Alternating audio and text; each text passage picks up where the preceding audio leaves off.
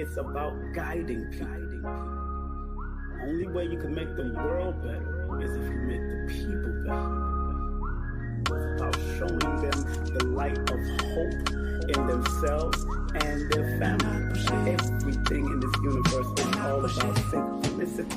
Numbers are simple, people are complicated. Numerovation from the king, learn the foundation from the king. And I push it. 1 + 1 is 2, equals 3 + 2 is 5. Guard your mind. Me plus you is mathematician. Learn from the one numerator.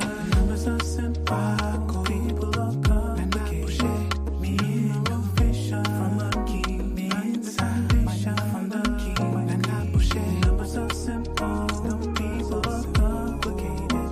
Numerovation from the king, learn the foundation from the king.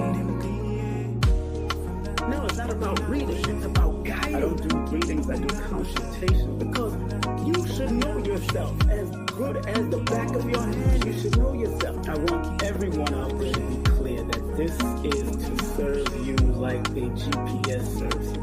Remember, each of us has guaranteed ourselves success. Be that magi family. Be that magician. Be that numerovational motivated force.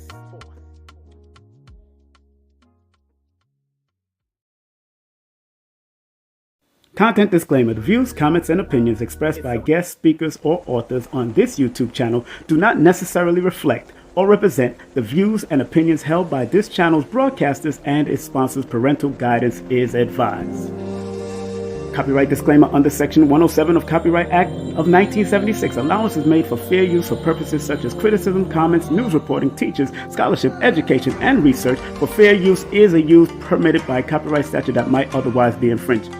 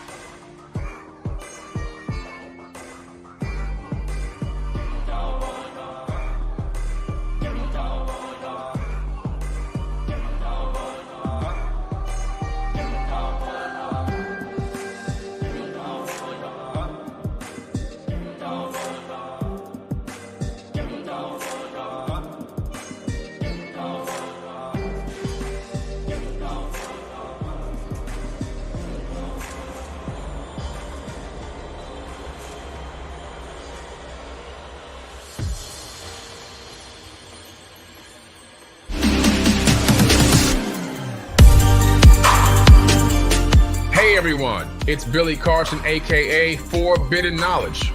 I am thrilled to introduce to you an extraordinary weekend event happening right here in Miami, Florida on August 3rd and 4th. It's none other than the second annual Forbidden Conscious Awards weekend.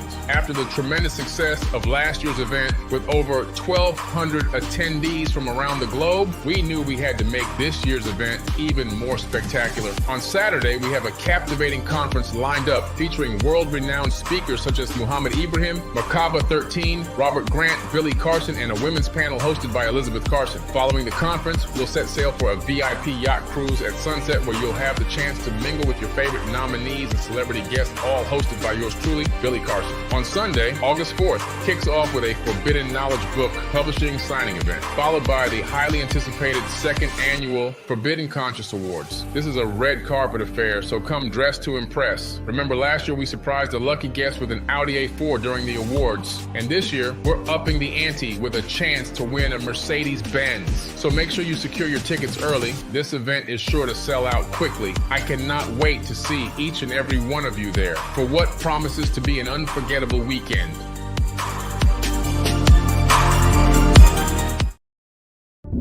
Numerovation with King Simon. Text me now at 347-496-1022. You could also take my course if you want to, but do text me for your sessions at 347-496-1022. You could also get my books on Amazon at Linktree/King Simon the Numerovator. Remember, you can book your session and get it done right now. 347-496-1022. That's 347-496-1022. King Simon the Numerovator. Greetings, one and all. Greetings to all of us that are tuning in and locking in today. How you feeling? How you doing? Put the number 1 in the chat if you could hear me clearly. Put the number 1 in the chat if you can hear me. If you can hear me, put the number 1 in the chat for me. Do me a favor and put the number 1 in the chat for me. Okay. Before you see your beautiful brother, I got to make sure that my Instagram is ready to pop too. Hold on one second. I didn't start my Instagram page, so here it is. We're going to start the Instagram page right now. How's everybody feeling out there? Where are you hailing from? Which part of the land do you come from? Which city are you in? Which country are you in? Because I know I have people hit me up internationally, you know. What city and what country are you in? And are you doing well in that city or in that country? Are you doing good? Do you like where you're living? Do you know where you're going to? Do you like the things that life is showing you? Where are you going to? Do you know? Do you know where you're going to? Do you like the things that life is showing you? Do you know?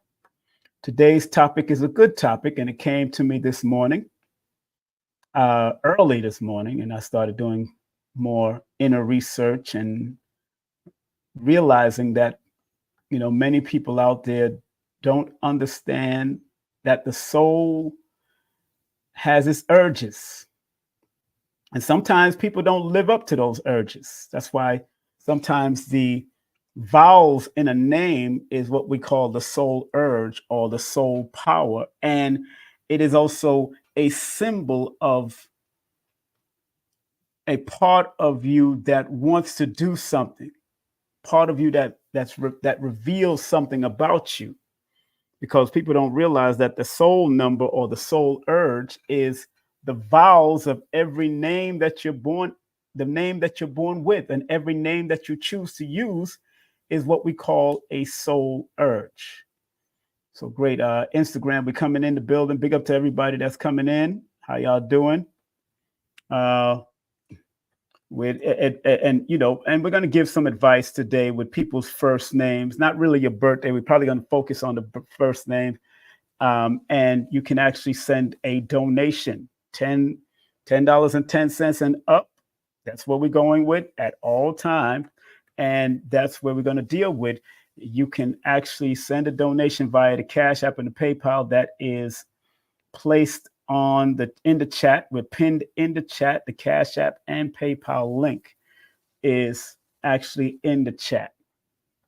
So let me get ready to show myself. I want to remember. It is important that because what happens is people don't realize that the vowels represents the inner aspects of who you are. That's why you see me break down a lot of names and words with the vowels. Very important factor in your name. Although all of them are very important, The vowels represents the inner aspect of really what you, the real you, so to speak, the soul, the true self. Some may call it the true self. That's what it represents. So I'm glad that I can share it from my perspective. I can share it from a numerovational perspective. And I'm going to touch on some books. I'm going to share some books, some material. One of the books that I'm going to come up with the Soul Urge is this book right here called the Numerology Bible. I want to show you other perspective because this is the numerovational perspective. As you know and have grown to love, and you're sharing it with your friends and family. And I do appreciate that you do share it, like, subscribe. I do appreciate when people do that because it helps to build the algorithms of the show. That's why it's scrolling on the bottom. Also, I'm going to come out of, what other books am I going to come out of? Other books other than my book, because my book is very significant because it's a culmination of all these. I'm going to come out of this old book. This book here is The Symbols of Numerology by Julia Seaton. Julia Seaton is the one who coined and founded the name numerology. The word numerology was founded by Julia Seaton in 1907. Let me say that again. The name numerology was founded by this woman who happened to be adopted at one time of her life. And she brought her talents with it. So big up to the late, great Julia Seaton. After doing the deeper dive research, I found out it is not Dr. Julian Staton, which sounds similar, but it is Dr. Julia Seaton, who is an actual doctor. All right. Actual MD, medical doctor. So, you know, it's interesting to see, interesting to know. Hold on one second. Let me just slow this thing down. You know, yeah. So interesting to know. So I'm gonna come out of this book, and what she says in this book, she says the vowels of the name reveal the soul power. They are symbols of our real self and the heart of the ego called man. Very powerful saying that she put in here. Let me say it again. The vowels, the A, E, I, O, U, and the vowels of any language, whether it's Arabia, whether it's Hebrew, whether it's Amharic, whether it's Amharic, whether it's Latin, the vowels of any word in any language, and especially in names and words that we talk about, where in the English language, we look at the A, E, I, O, U, and sometimes Y as the vowels. So she says, the vowels of the name reveals the soul power. They are the symbols of our real self and the heart of the ego called man. So adding the number of the vowels in the name and reducing the results to a single digit reveals the character and quality of our true self. So I want y'all to know the significance of the vowels in all your names, the significance of the words that we use that has vowels in it. Then she goes on to say, as a man thinketh in his heart, so is he. You remember James Allen wrote a book on that. Where his heart is, there his treasure will be found. Powerful, wherever your heart, and because the vowels represent the heart of your name. And that's why in certain languages, the heart of the language, the vowels have to be added to it because it's hidden. So when you go into Meduneter or you go into Arabic, you have to add the vowels to it because it's hidden. Because when you add the vowels to a name, it brings the heart And that's where the treasure, that's where your soul purpose and your urges are growing and already exist until you ignite the light of it. That's what's so important about the vowels. From her book, this one is called Symbols of Numerology. Look how you see it's all ripped up, right? It's an old book. I mean, I got this old book. And she is the founder of the word numerology back in 1907. 1907. The next book I'm going to come out of,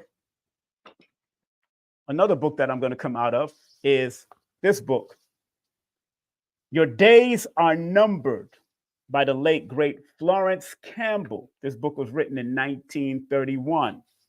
This book was written in 1931. You know, like I don't even have the original page up on this book.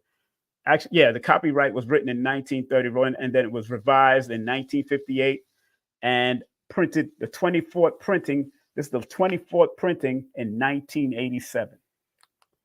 What she says about the soul urge. She says, the vowels are the soul of language.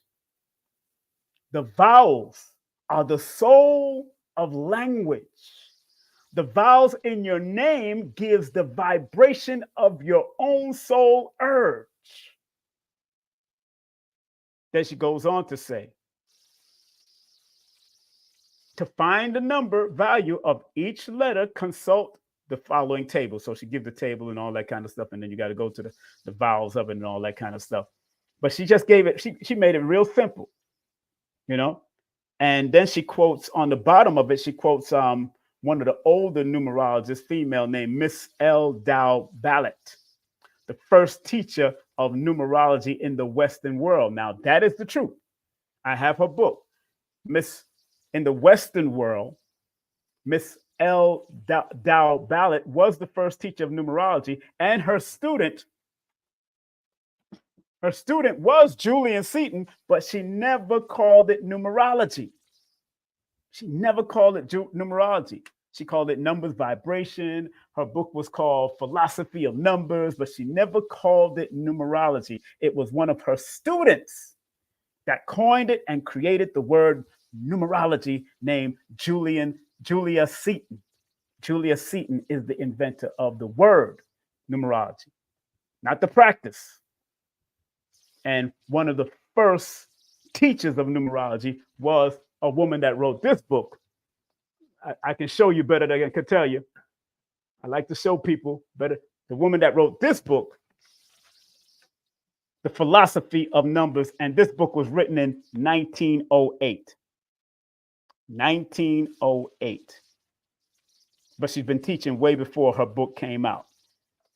The sister that I showed you, the woman that I told you about, Julia Seaton, she was teaching before her book even came out, because she really didn't ever get to put out a book. So her daughter, after she passed on, put out her book. And that's why this book was actually written in this book is actually written in 1984. This particular book right here that I showed you earlier was written in 1984. This book right here, because she had passed on before she wrote her book. And her daughter was the one that reprinted. She did write her book, but the daughter, she never published it. But she was the inventor, the one that I just showed you, Julia Seaton, was the founder and the one who coined the word numerology. So anybody that calls himself a numerologist today owes it to that lady from 1907 when she coined it, after studying with her teacher, whose book didn't come out until 1908.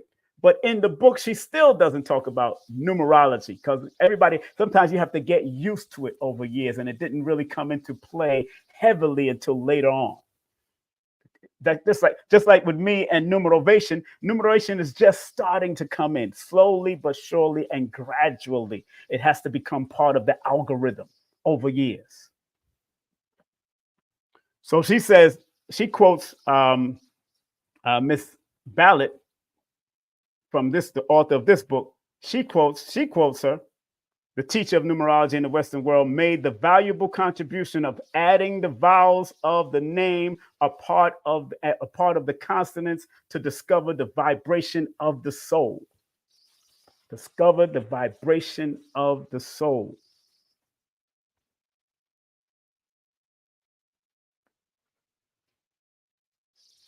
Just want to make sure there's any more jewels. I don't want to talk about these extra jewels that I'm seeing up here. Last but not least of the books that I want to work with today. This book was written in 1959. This book was written in 1959. The Science of Numerology. See, now he talks about numerology. This is 1959. The other ladies was 1908, 1907. That, this is 1959. So numerology is now, the algorithm is now building up. And of course, this one that I showed you was written in 1931. The original writings was 1931. So you start seeing the building, the algorithms of the word numerology start coming into play, and it starts becoming part of the English language more. Now, in this book, it says, the vowels have always indicated the soul of things. The ancient philosophers gave to each of the planets a vowel, which represents the spiritual force of the planet, as it is and ever will be with the planets, so it is with everything that exists. The vowels indicate the soul force of the object named. So when you look at what we call the birds, the ants, the trees, the spiders, the vowels of those words also indicates the soul of that entity. So when you look at your name and my name, it indicates what you came through with the souling of the urge, that soul urge inside of you. Then it goes on to say, the vowels indicate the soul force of the object name, the soul power of the name, has been indicated by many different terminologies, but the writers upon this subject, the soul power of a name has been indicated by many different terminologies by the writers upon this subject, and the addition of the numbers of the vowels reduced by what is termed occult reduction gives the final digit. It is called the heart's desire. So the soul urge, soul power, and the heart's desire is similar to each other because it's all representation of the vowels. The heart desire, identity, individuality, inner self, and the soul power. These are the various names that you're going to hear with the vowels and what the vowels is called. Some people call it soul urge. Some people call it soul power. Some people call it heart's desire. Some people call it identity numbers, individual and inner self numbers. Inner numbers. Sometimes you see me on the board. That's the inner meaning of the word. The outer meaning is the consonants, but the inner meaning of the word is the vowel. You hear me say that on occasions. And these various terms are used to designate the unseen spiritual force in man, the spiritual self which lives forever. The wisdom, ideals, courage, and understandings are expressed in the soul numbers. Let me say that again. The wisdom, ideals, and courage and understanding are expressed in the soul numbers. Then towards the bottom, it says, the vowels indicate the strength and understanding of the soul. These are the books that I showed you. You could get them online if you want, study them yourself. This book here, The Science of Numerology Through the Law of Vibration by John C. Lowry. The other book is the Numerology Bible. The Numerology Bible by Teresa Morey. That's Moorey, Morey, or Morey. Then you have, I'm just showing you the books again so you can have it and you can talk about it or get it if you want. Your Days Are Numbered by Florence Campbell. I'm not afraid to share information and how I study and how I do cross references with older books and newer books. I'm not afraid to tell people how I got it. That's one thing I loved about Panic and Bobby Hemmett and Phil and all of them. They always was willing to reveal those books. This one here is Miss L. Dow Ballot. She wrote this in 1908, and this one is called The Philosophy of Numbers. Their tone and colors. She focused on colors also. Very good book when those who get into color therapy and all of that. I'm going to put this back on the shelf because I'm not going to be using this one yet. I'm not going to get into the color therapy theme yet, but I do want to do it. And last but not least, the founder of the word numerology. This book was actually written in 1984, but she had her daughter had the memoirs, because it is saying introduction by her daughter, Juno Jordan, a PhD. Her daughter had the memoirs of her mother, and she never put out the book. And now the book is out. This is old and ripped up already, and it came clean and crisp. But when I start studying, it gets in. So these are the books that I wanted to share with people, to let people know that, this is not a game. For many people who have studied this is not a game. And a lot of times you'll see in the back of my books a bibliography or recommended reading section where you can also find out the recommended reading material or the YouTube channels or websites you can go to study on your own, if that's what you want to do, And I always tell people to go and study for themselves and apply it the way they understand it. And if they do have to come to me to book a session, at least they came to me because they probably lack a certain amount of understanding, or there's an emergency and they're still indecisive, because some of these numbers all of these numbers come with their own indecisiveness. But the primary numbers of indecisiveness is the number 2, the number 4, the number 7, and the number 1 being last on the totem pole. But every one of them have their own little indecisiveness, but there's some stronger than others, where people born on the 2nd, the 11th, the 20th, or the 29th of the month can be second guessing themselves and being indecisive about something, what they want to do. But I always tell them, look at here. If it's something that's positive and productive, and you have a lot of 2s in your chart, or you're born on the 2nd of the month, the 20th of the month, the 11th of the month, or the 29th of the month. And although the 11 is a master number, people don't realize that just because you got a master number don't mean that you are a master yet. It's giving you the possible indication that you can be a master. That's the most powerful point. That's the most important point to know about numbers and their vibration, because you are not the number. You are not the astrology sign. These things are external parts of you, and in some parts, internal parts of you, to give you guidance, to take you to where you got to go if you're willing to put in that work. Like most people say, you got to be willing to put in the work. You got to be willing to heal. You got to be willing to reflect. You got to be willing to go into the shadows of the vibration and come out of it victorious.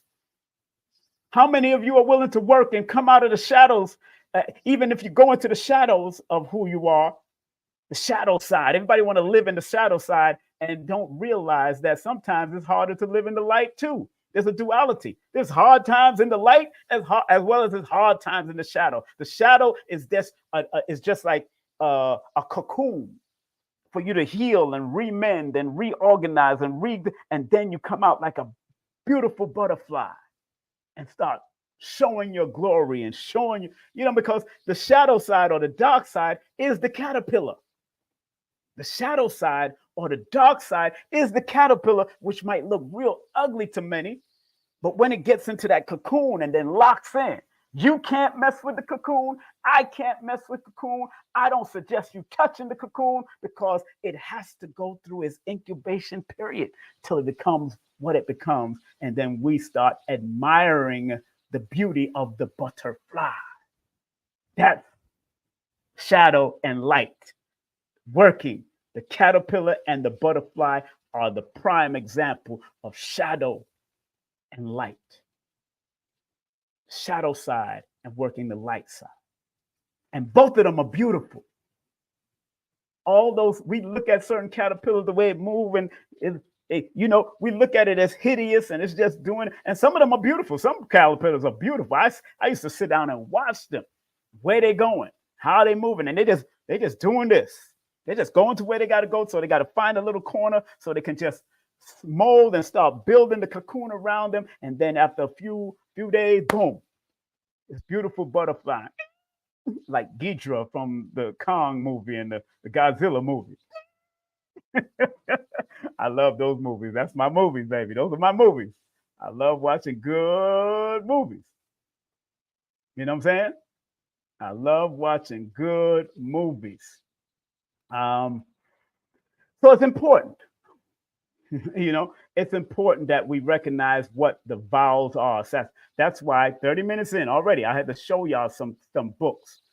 This is the topic for today. The soul and its numerovational urges, because it is an urge. It is an urge. Some people will never. Some people might not use their soul urge entirely. Some people use half of it. Some people use 10% of it. Some people use 5% of it, because the soul urge represents every vowel in your name till it becomes the heart desire, and then you manifest what's inside of your heart. That's why some people they can become it. If you've ever dealt with a relationship or dealt with certain family members, you find out later on what was really in their heart about you. That was the soul, and the numbers could tell you that. If a person is a hater, if a person is secretive and indecisive or treacherous in what they want to do, because sometimes you have numbers that can attract treachery and deceit from other people. So there's duality on both, where the same number that can attract treachery and deceit is the same number that brings out spiritual gifts and spiritual teachings. That is how you understand and the use of your numbers and recognize. So yeah, today I'm going to, if you want to circulate a donation and you want me to break down at least your first name and the vowels in your first name, not the whole name, we're going to break down the vowels, the soul urge, the heart's desire. You can circulate via Cash App and PayPal. Let me put it up here so y'all know. It is pinned on the top of the chat. It is pinned at the top of the chat, but here it is. Circulate $10.10 and up. $11.11. Well, I'm keeping it just that same vibration, that same circulation, because the more you circulate, it comes back. PayPal.me/King Simon or Cash App $$ King Simon 3158. Very important. So let's go to the words soul urge and what it means first before I start taking sessions. You can start dropping it in. I'll see it in the my email if you're paying by Cash App or PayPal. Do not use Super Chat, please. Do not use Super Chat. Do not use Super Chat. Do not use Super Chat. Do not use Super Chat. How many times do I need to say do not use Super Chat? Use Cash App or PayPal, because it gets directly to me and they don't take off 70% of my finance, 60, 70, 80% of my finance. So we got to be, there it is. It's in the chat. It's pinned at the top of the chat. To find out only the vowels, I'm not doing the full name. So if I put up Simon, I'm only looking at the I and the O of Simon. So if I put up the word king, then I'm looking at only the I in king. Those are the soul urge. And I can break down, and I'll even go into these different books around me to pull out some more information so I can drive it home for you. Because I can break it down myself for at least 15, 20 minutes. At least 15, 20 minutes. I don't care. Because I'm looking at both systems. I'm not just looking at one. I'm looking at both systems. I'm not just looking at one. So the word soul urge and the word soul ties. I wanted something in my spirit after listening to and I put it on my I put the lecture or the audio book about soul ties in my where did I put it? I put it at King Simon Productions on my WordPress, wordpress.com/King Simon Productions. I put the whole audio book up there about soul ties. And I almost forgot. Lord have mercy. I almost forgot. King Simon, why you forget? I want to make sure I got to write up some stuff real quick. Hold on a second. I might just do that another time, but but I'm gonna see if I can get it up, because I did write it out, but I got to see if I can get it up and put it behind, and the meaning, the deeper meaning of soul ties, because I was discussing about soulmates with somebody via text, and people don't realize that these soulmates or these soul ties or these twin flames can be a challenge to you, or they can be harmonious to you. Say that again. These soul ties, these twin flames, these soul families can be a challenge to you, or can be in harmony with you. And the challenge is necessary, because if we're not challenged, you will not see our growth. Challenge is necessary. I see Blue Pill posting up his workout in the gym. He got a whole challenging team of men around him, challenging him to lift this weight and pick up that and push this weight. You need the challenge to make you better. Books sometimes challenge your thoughts and your minds. Videos sometimes challenge your thoughts and your minds. Your numbers can challenge who you are and what frequency you reside in. And you can have parents that are there to challenge you to be your best or your worst. You just got to recognize the challenge and how to navigate and use those challenges to benefit you, to make you grow, to help you throughout your soul urge or throughout your shadow moments. We keep on forgetting that there are moments that there has to be a challenge. Look at when the blood is pumping the heart. There's a challenge going on. There's a movement, but it's a challenge because it's a pump. It's a muscle doing its thing. It's doing its work to get all of this blood to pump through your body. It's working. Everything is doing its work in this body. And when it becomes stagnant, that's when it becomes problematic for that part of the body. So when I look at the word soul urge, and we already know what soul urge is, but I have some notes. I did take some notes. Let me put it on the screen. And I did read some of it to you, and it says in numerology, the soul urge, also known as soul's desires or heart's desires, is considered a significant aspect of a person's birth chart. It reveals the deepest desires, values, and inner motivations that drives an individual's actions and decisions. The soul urge is calculated using the vowels in a person's full birth name, and is believed to hold the key to understanding a person's inner strength and weaknesses, life purpose and passions, spiritual aspirations, emotional needs and desires, and inner conflicts and challenges. So again, duality is presented in this soul urge, in the inner aspect of your name that was given to you by your mother or your father, or both of y'all chose to use it and choose it.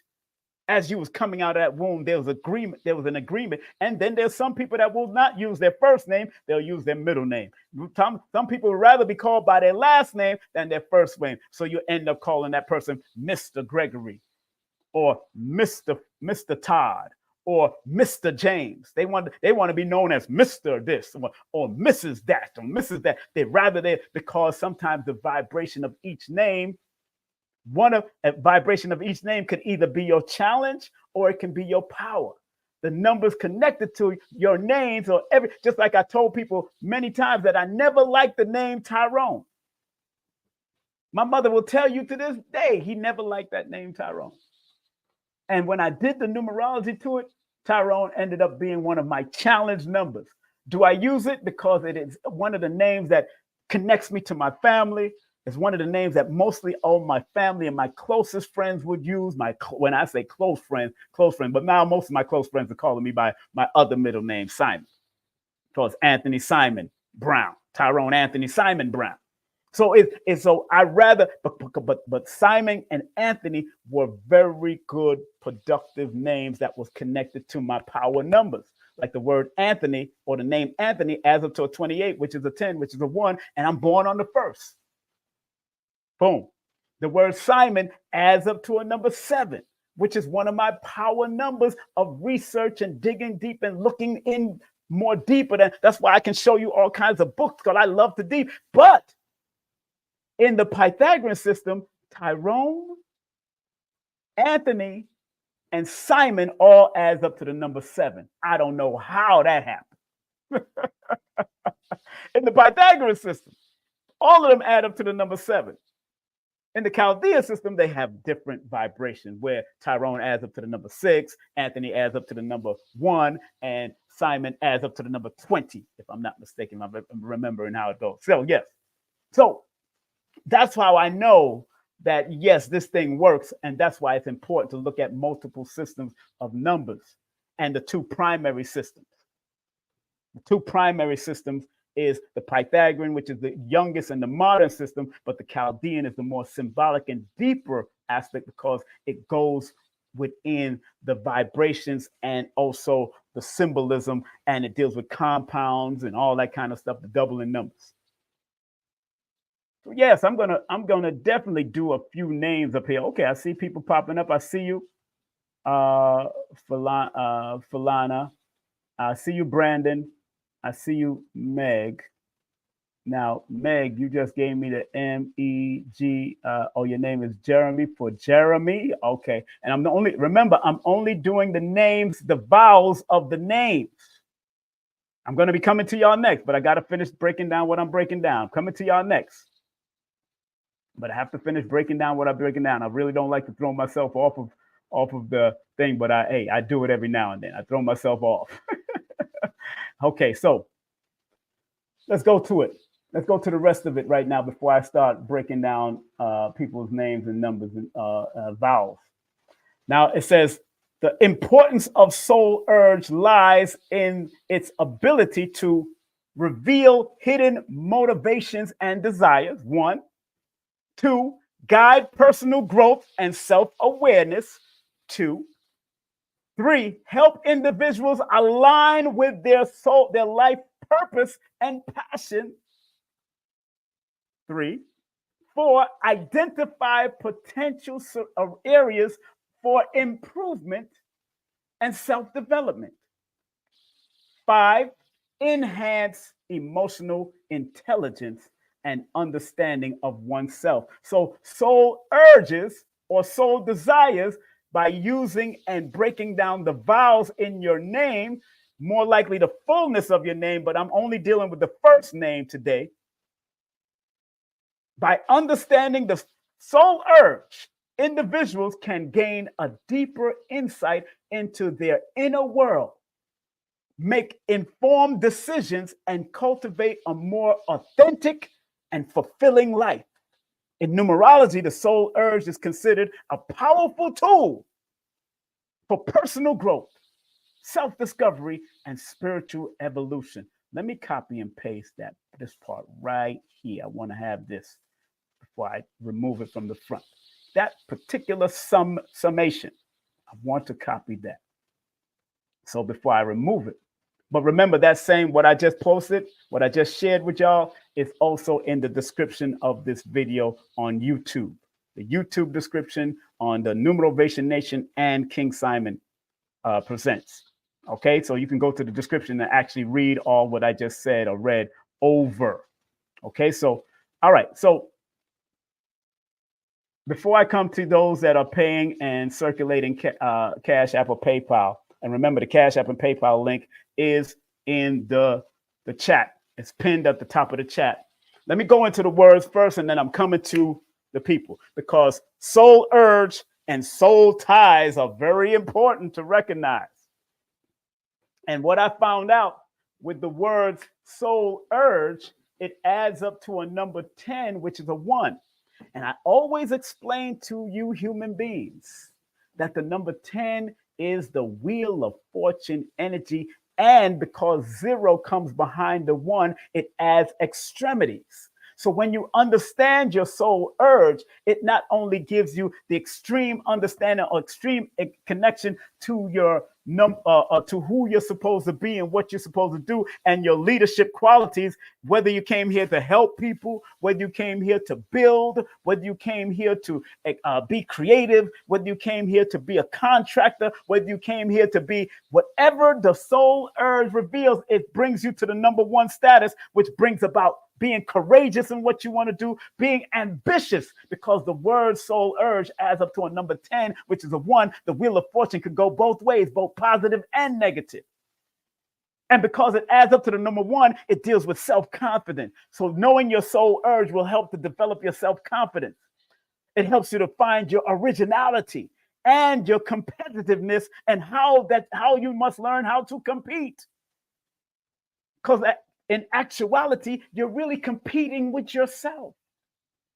How to develop your willpower, how to be self-reliant, how to be robust in what you do. And because in the Chaldean system, it adds up to the number 8. It's powerful because that number 8 is an old soul energy in numerology. Remember, the old soul numbers in numerology, the primary old soul numbers is 7, 8, 9, and sometimes 4, and yet the master numbers are also considered old soul energy in certain systems and certain explanations. So because in the Chaldean system, the word soul adds up to 19, which is a 10, which is a 1, and urge adds up to a 16, which is a 7, which is an 8. 1 plus 7 equals 8. The soul urge is supposed to allow you to open up to being able to be discriminating on what you want to do and what you want to apply your attention to, so to speak. Because remember, the number 8 is one of the numbers of is the number of recognizing assets and liabilities in your life.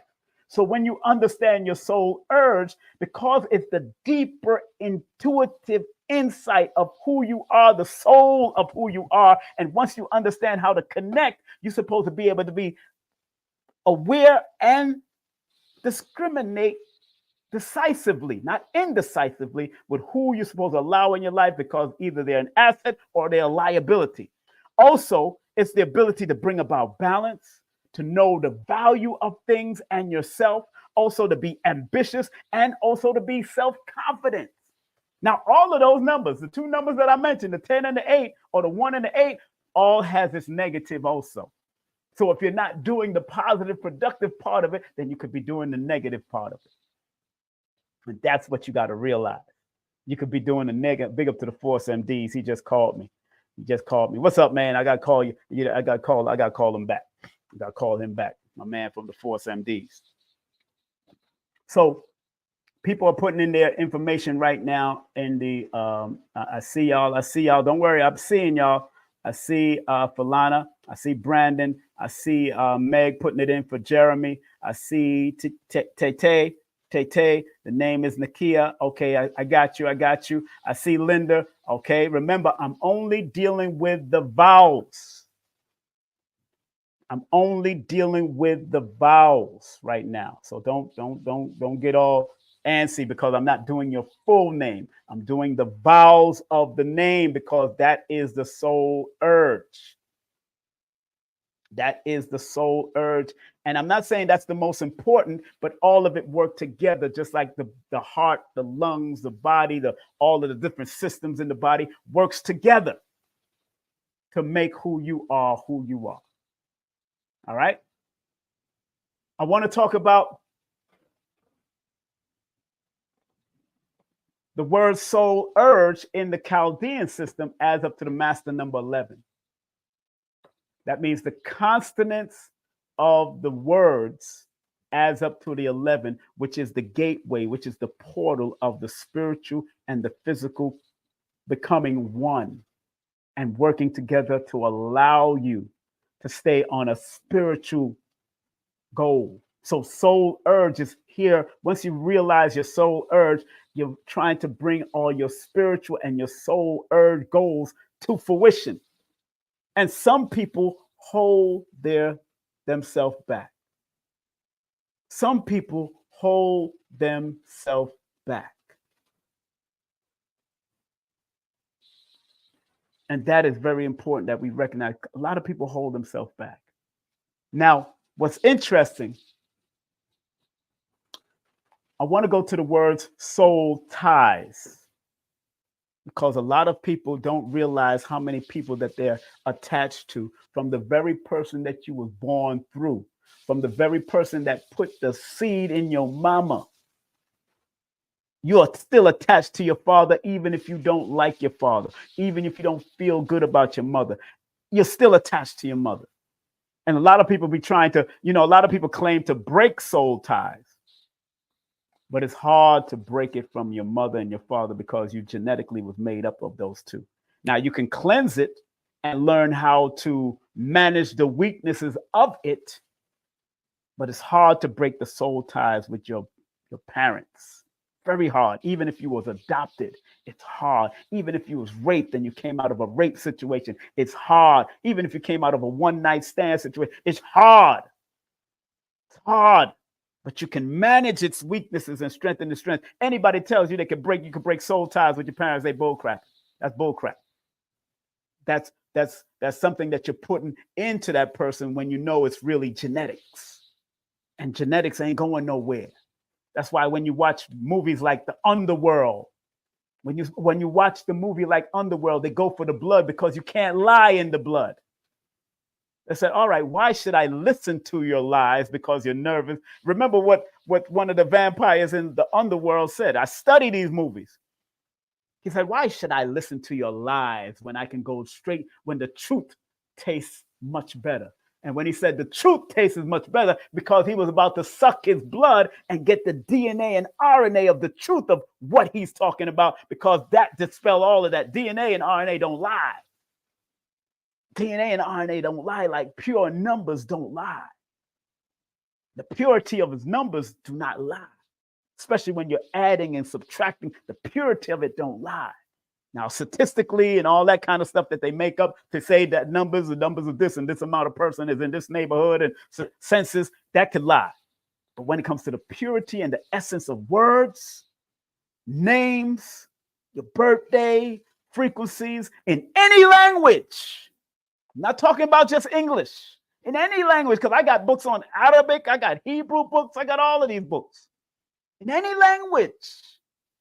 That's where Gematria and Kabbalah and all of that is coming about. In any language, Abjad, Arabia. In any language, Amharic. There is the soul, the constant, the inner part of you, the outer part of you. Soul ties adds up to a number 30. Why that is interesting to me is because in my book, I talk about the number 30 as it's being a symbol of something. And the number 30 that it adds up to, when you add the number 13 and the number 17 together, because the word soul adds up to 13 and the word ties add up to a number 17. Two powerful numbers that adds up and equates to the 30.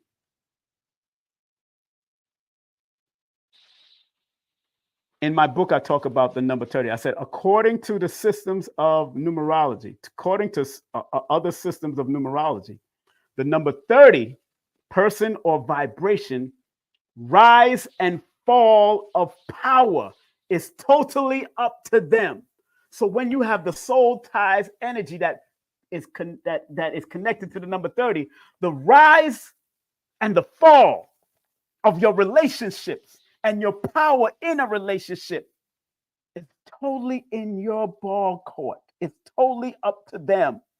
And due to their extremity developed mental abilities, it is a decision to choose what is valuable and what is important in their life. So when you're dealing with soul ties with individuals, you got to choose the valuable part of the soul tie and release the negative part of the soul tie.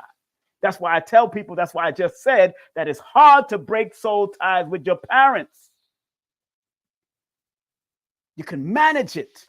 Don't let people tell you that you go break a soul tie with your father because you hated the father and all that. No, you're managing and releasing the negative energy and the negative ties of what your father did or what you know of your father, and you're trying to take it to the higher level, find the best about your father. So some people got molested by their father and raped by their father.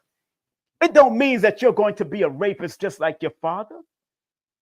But when he was young, what happened to him? He was not always like that. How was it passed down for him to do something like that? Or for a woman to want to molest a child or do something to a child and have sex with a young child or whatever? Soul ties is to be managed, because the number 30 is the symbol of mental outlook and the superior mindset.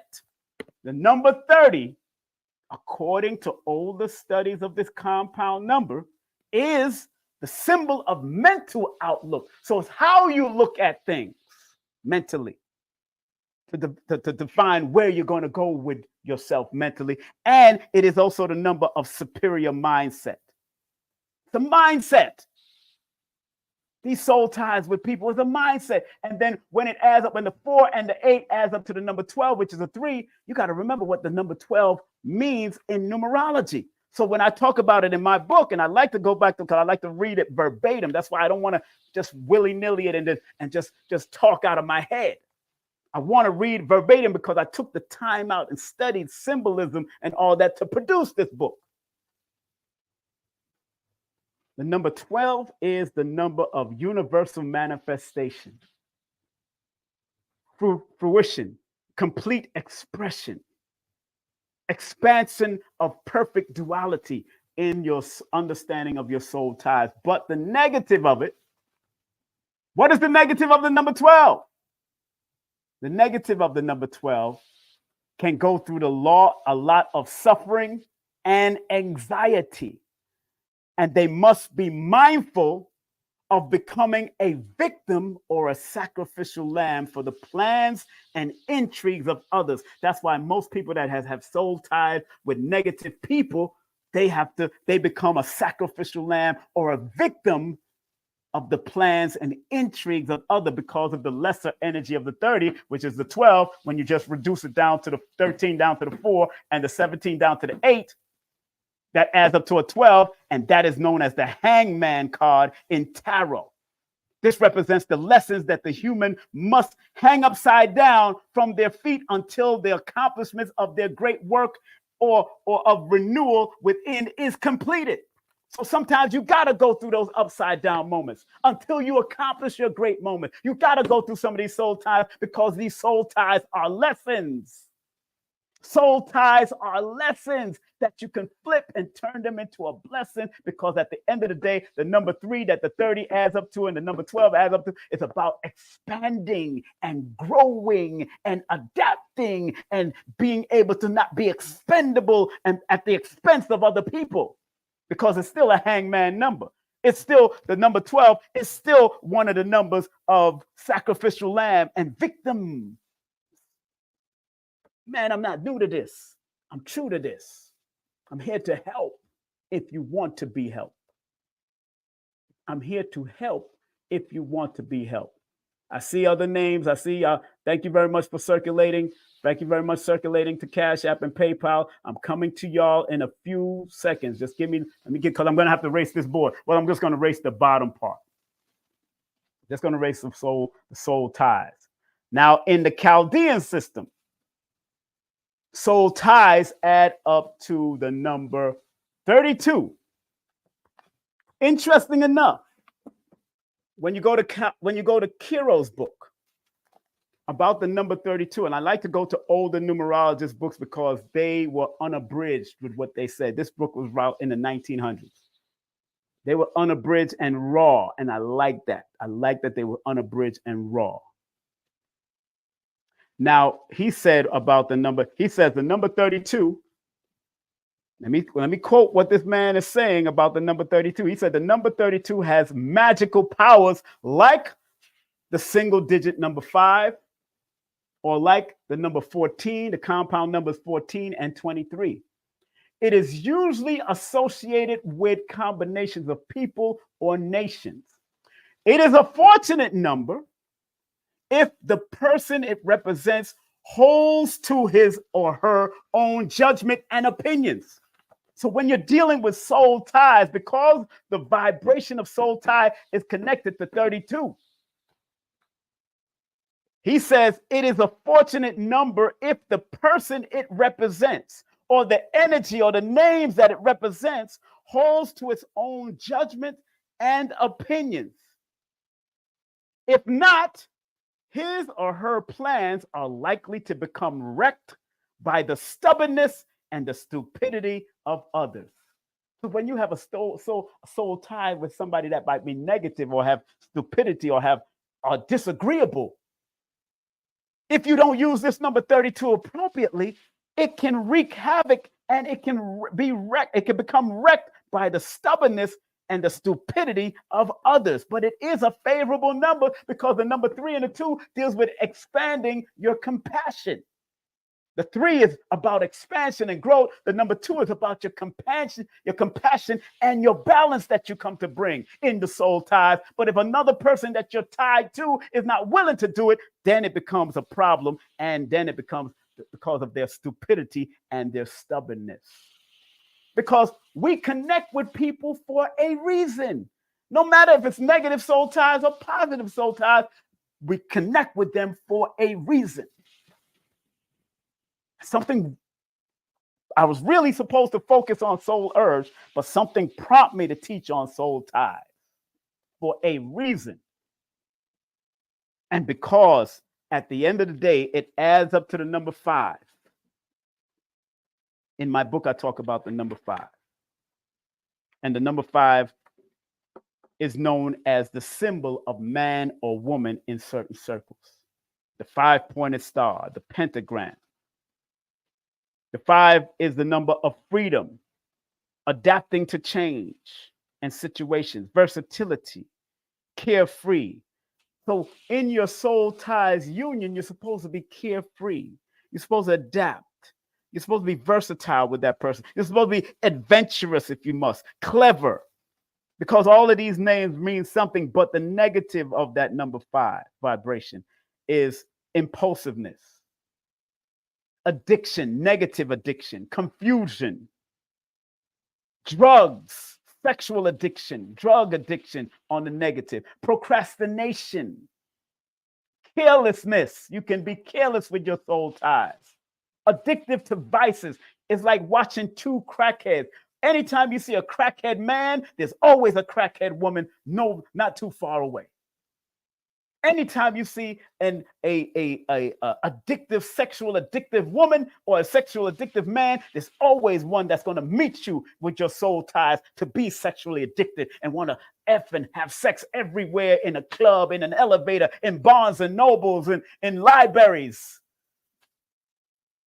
On the negative of the 5. But there is positive of the 5. Always remember that.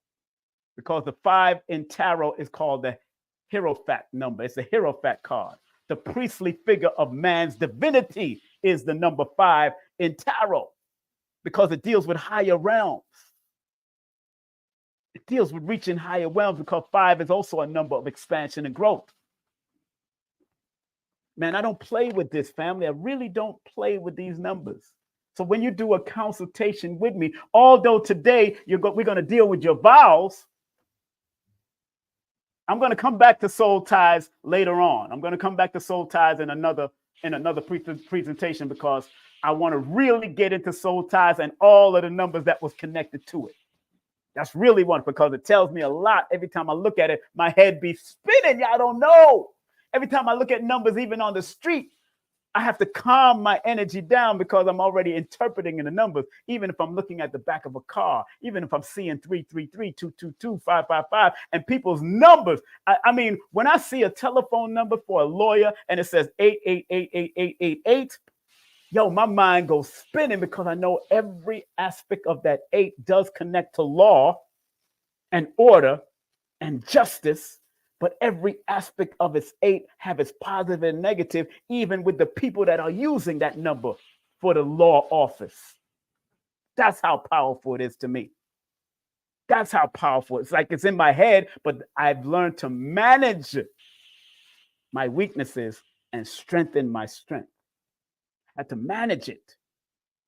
Because if you ever watched that Superman movie, the newest Superman movie, where the child kept on, that he was able to read or see everybody's skeleton and read that or listen to their voice while they're murmuring on that's what it is like with me with numbers. I'd be like vibrating on certain things and just picking up certain energies. That's why when I'm coming into a subdivision or I'm coming to a place, I don't look at the addresses. For some reason, my spirit says, don't look at the address. Don't look at it, because the address also tells me what's going on in that building or what's the theme of that building. There's always a theme of these buildings, both positive and negative. All right, let me get to these people that send their donations, man. Man, somebody said, I concur. Yeah, man. Let me get to these donations. All right, I'm getting ready to come to... all right, there's the first one who gave me 1111. Okay, that's Falana. Now, Falana, I'm going to show you.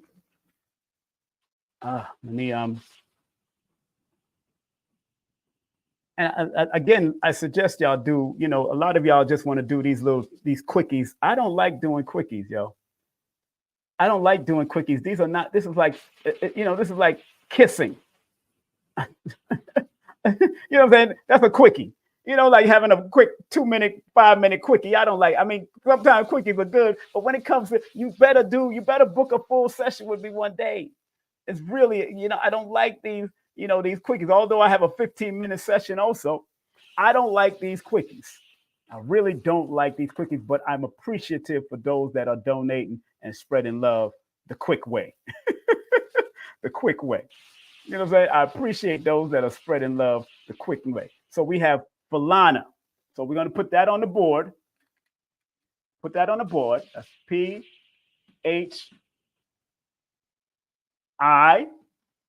Remember, we're focusing on the vowels only. A-N-A. And I'm focusing on the vowels from the Pythagorean system and the Chaldean system.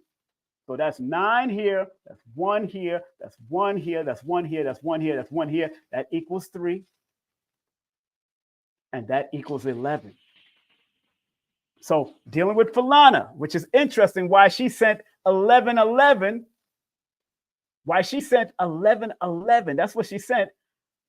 The vowels of her inner parts of her, the soul of her, the desire is about spirituality, spiritual understanding, spiritual depth. She sees things that other people don't see, just because the A-E-I-O, the I-A-A adds up to an 11, and 11 is that number of spiritual insight. That she can be overwhelmed with spiritual things coming in and out of through her dreams and all of that. That's the power of it. But because her I-A-A in the Chaldean system adds up to a number 3, whatever she's experiencing in the spiritual world, whatever she's downloading or uploading, she needs to write it out and write it in a jovial, happy, optimistic manner, because whatever she's getting the download of ideas that's coming to her, because these are the soul urges. We're dealing with the vowels only of the person's name. These are the soul urges of that number. And when I go to different books about it, I'm not, like I said, I'm not afraid to go to different books about the soul urge. So what does she say about the soul urge? And she's an old book from 1993. This is Florence Kind. She says, the number 11 wants to reveal the beauties he or she has seen or known, wants to preach the necessity of living true ideals, wants all men and women to know his ideals of God or the Creator, wants to indulge. This is the soul urge of Phalana because of the 11 energy. Provides universal remedies. So your job as the universal remedy, your soul urge really is to provide universal remedies, but does not understand human needs. Wants to indulge in impracticality, but seems practical. Is always a universalist, never concerned with the individual. So because you have that 11, you're never concerned with individual. You want to see universality. If Phalana, if I'm making sense, put a number 1 in the chat. If I'm making sense, put a number 1 in the chat. That's the soul urge. That's the soul urge. I don't care if you can't see the board. I'm telling you what it is. I really can't care less if you can see the board. I'm just doing what I got to do. See, and that she put the number 1 in the chat. And now I'm looking for Phalana to put the number 1 in the chat. If you're Phalana, who's Phalana? And that's just dealing with the number 11. I'm just dealing with the number 11.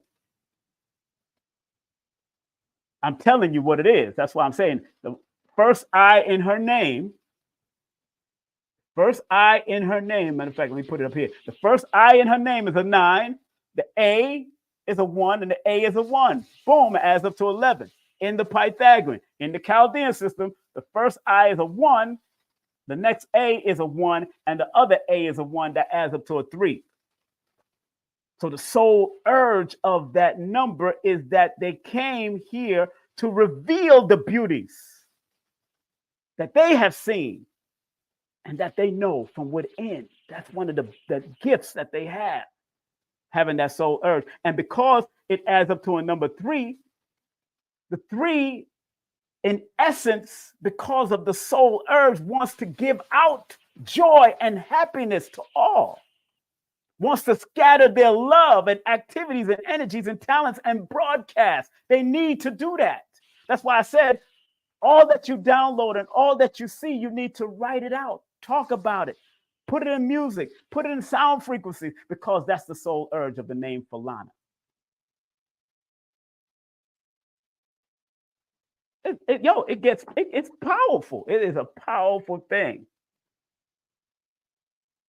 Everything you are saying is so. This must be Phalana. Hey, Phalana, everything you are saying is real. I'm just dealing with the vowels because that represents the soul urge of what you are. And sometimes we run away from our soul urges because we keep them lying dormant. This is a fame and fortune number, Phalana. Lola Phalana did her thing, and she had the similar vowels in her name too. Lola Phalana. And she was a singer, an extraordinary actress. Lola Phalana. And I know she spelled it differently, but she still had similar vowels in her name. King, I've done a session with you. This is so important for me to hear. You've told me to write, and I'm speechless right now. I'm just saying this is the soul urge. It's what you need to do. This is an internal you that goes back eons because it's an old soul. And the soul is energy, and the energy is infinite. And we keep on forgetting. So the numbers in your name that you came through to use from your parents, there was a soul connection that even made them want to be comfortable to call you by that name, because you needed to get the lessons or the blessings from that name. Just like I told y'all, I hated the name Tyrone. Hated it. Hated it. Hated it. I hated that name.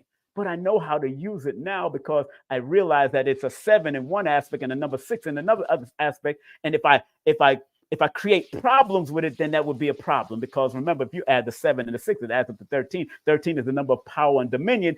But if I don't use it correctly, it will wreak havoc. And it has. That name Tyrone, in my beginning stages of my life using it, it has wreaked some havoc because I had gotten into certain troubles and all that kind of stuff. It has wreaked that, and they had to use that name. So I understand. So let me go to the next person. Falana. I hope this helps you a lot. Let me go to the next person. Brandon. Yeah, Brandon. We'll deal with Brandon right now. My cousin name is Brandon. That's why. We're going to go to Brandon. Brandon, make sure you're in the chat. Put the number 1 in the chat if you're in the chat. I want to know who you are. Brandon, if you're in the chat, put the number 1 in the chat. So we're only dealing with the vowels of your name, Brandon. Remember, it also pertains to your middle name, your last name. That's why you got to do your full session where I can talk about it. And also, now I actually send you a breakdown of your name in the Pythagorean system. I break down your name, and you'll get the vowels, and you get the consonant, and the breakdown of your name, and the full expression. I send it in an email. Now, the price has gone up. If you pay for 15 minutes, you only get your first name and your birthday. But if you pay for a half an hour, you get to talk to me. You don't talk to me in the 15 minutes. You get a pre-recording in the 15 minutes, a pre-recording in the 15 minutes. And then you're allowed to text me at least 3 questions that you want answered within the recording. But this time, the half an hour, you get to talk to me, ask me another question, but I still send you the full name breakdown of each name, your first, your middle, and last name, and in the email alongside with the recording. All right. So, Brandon, we're using the Pythagorean and the Chaldean system.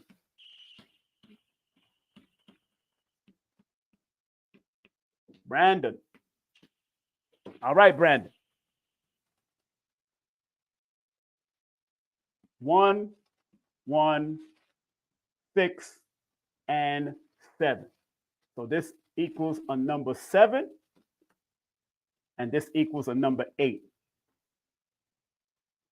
This equals a 7 and an 8. Very important factor because, Brandon, it tells me that your soul urge. And again, I want to go into a book. I want to show something here, because these were unabridged numerologists that did not hold nothing back. This book was written in 1931. This is the original writing of this book, 1931. Brandon, I see you. Brandon Saunders, I see you. So we're going to come to Brandon. Let me get rid of Falana. Thank you very much, Falana, for verifying and clarifying that I was doing what I do, But like I said, I'm not afraid to share other people's knowledge and share other books. Even when I'm doing sessions with you, I have a whole bunch of books around me. And if my mind or my spirit says, go to that book so you can push the point and give them the extra blow that they need so they can understand why it's so important throughout the ages, I will pull out a 1931 book. I will pull out a 1908 book, because you'll see that the patterns, cycles, and sequences come back around. It's just, are you willing to spiral up or spiral down in these vibrations? It's totally up to you. So, Brandon, you only have 2 vowels. And one day I'm going to break down the consonants and the vowel together and what it means, because bra, of course, we know about the brassiere. Bra means something of covering. There's a covering that deals with it, but I ain't going there right now. I'm not even going to break down that right now, because I understand the first consonants and the first vowels. And when you have something that blends into a vowel, it means something also from a numerical perspective, where people are not even teaching that. But bra, just that root word right there, Brandon, is bra. But the root word of Brandon is brand. Brand. What brand are you making? And because your inner aspect of who you are adds up to a number 7. What she says in her book, she says the number 7 soul urge is the want, the need, or the want for silence and peace, and to live their inner life. The number 7. Want to meditate upon his or her dreams of perfection and being better. The number 7. Hates the noise and confusion of the business world. The number 7. But interesting enough, you got 8 here. So 8 is a business number. So sometimes that can be a walking contradiction, because you want peace and you don't want the noise and the hustle and bustle of the world, but you do want to make money.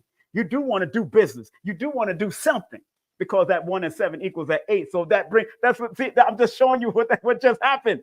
I showed you a walking contradiction between these two right now, because Brandon may want the peace and quiet at certain times, but he still got to deal with the business aspect. He still got to deal with the job aspect if he has a job, but he wants his peace. according to his Brandon. If I'm making sense so far, put a number 1 in the chat.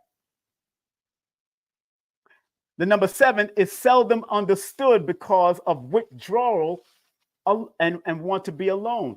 Sometimes 7s and 8 can be misunderstood. In numerology, 7s are known as the ones that are standoffish a little. Sometimes because it's not that they standoffish. Sometimes it's like they're examining and checking out the room. They're really examining, observing, because 7 is a number of observation. You have to observe. 7 is a number of analyzing. And what she says, loves to analyze, dissect, examine, consider from every angle. This is what she's saying about the number 7 in her book. Good book to have. I'm trying to show y'all how to read these books so y'all can get other books, other numerology books other than myself. And hey, boom, mine will help because I deal with mental health and I draw into your mind with it. These other books are going directly to where they have to go, and I respect all of it. Brandon is putting that number 1. He says, and I'm a number 7. Makes sense. But you got also the 7 alignment. In the Pythagorean system, you have the 7 soul urge number. And I want to share something where she said on the bottom of it, in the real fine print of it, she says, all 7s need to cultivate understanding and sympathy, the avoidance of fear and melancholy, and they must learn to be alone and not lonely. Let me say that again. She says all 7s. I'm not talking about just Brandon being connected to the number 7, not just talking about his vowels, adding it to the number, but all 7s, people born on the 7th, the 16th, or the 25th of the month. All 7s need to cultivate understanding and sympathy, avoidance of fear and melancholy. They must learn to be alone and not lonely. You're never alone, to tell you the truth, ever. You always have your ancestors within you. You just need to learn to tap in and use them. Now, going to the number 8 from the Chaldean system, because of the 1 and the 7, the 8 says the vowels of the number, being that this is a soul urge, wants bigger fears and the powers to handle them, wants success in all material matters, loves the huge operations and commercial realm, a commercial world, loves organization and construction finances, loves to manage and direct, has the ability for great achievement and accumulation. But also the 8 and the 7 are old soul energy. So it also tells me that the vowels that you have are representing of the old soul that you have. And sometimes people with that old soul energy, that soul urge, needs to go back into time and then remix it and bring it to the forefront for now. That's the important parts of the 7 and 8 coming together. And when you add 7 and 8, 8 plus 7 equals 15. That's where the balance is going to be once you understand the need to knowing when to chase money and when not to chase money, when to go and get it, when not to go and get it, when to just attract it, and when you need to be disciplined with it. That is the soul urge of who you are. Just your first name. I don't even have your middle name or your last name. Although I know your last name is Saunders or something like that. But I see the A and the E there, and that has a meaning too. Brandon, if this helped you out, my friend, I hope everything is good for you. I hope everything is good for you. Let me go to the next person. Okay, we just did Brandon. We're going to go to, let's see, Meg did it for Jeremy. Okay, you're doing this for Jeremy. Good. This is going to be interesting only because the name Jeremy has a Y at it, and now that Y is considered a vowel.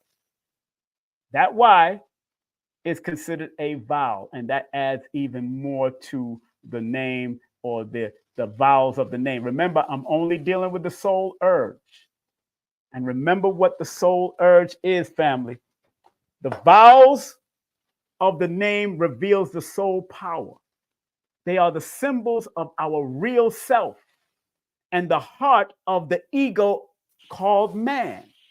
Adding the numbers of the vowels in the name and reducing them to results to a single digit reveals the character and quality of our true self. As a man thinketh in his heart, so is he. And where his heart is, there is where the treasure will be found. So remember, everything that I'm saying to you about just your first name alone, there's a treasure in this. And the vowels reveal the hidden treasure of who you are. But are you willing to show the hidden treasures? Are you willing to reveal the hidden treasures? Huh?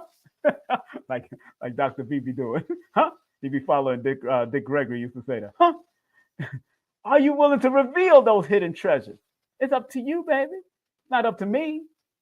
It's up to you. My job is just to alert you on what your soul urge or what your inner self is, or what you have, or the potential of your inner self if you're ready to reveal it and work on it. Brandon said, thank you, sir. Thank you very much for contributing to the channel and keeping this machine going. Now, Meg sent in 1010 for Jeremy. I hope Jeremy is all right. Let me write his name on the board if you don't mind. Let me write his name on the board. Let me write his name on the board. Jeremy, J-E. Of course, we know that's a vowel. R-M-A-N-Y.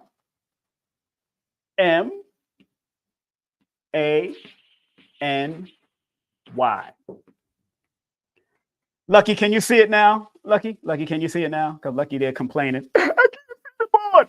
Can you see it now, Lucky? Can you see it, goddammit? Put a number 1 in the chat if you can see it now, Lucky. Lucky, can you see it? Lucky, can you see it? Lucky, can you see it? Lucky must be like, what the hell? You guys been calling me out. That's my name. I know your name, girl. Stop playing. All right, good. 5 in the Pythagorean, 5 in the Chaldean. 1 in the Pythagorean, 1 in the Chaldean. 7 in the Pythagorean, 1 in the Chaldean equals 7. Okay, we just came out of a 7 energy already. That's 12, 13, which is a 4. I want to look at the double numbers also. So, Jeremy, if you are listening, put a number 1 in the chat, Jeremy, if you're listening. I hope everything is well with you, sir. I know having those number 4s and those 7s means that you are a deep thinker. You're very deep. You're very in your head, and I understand.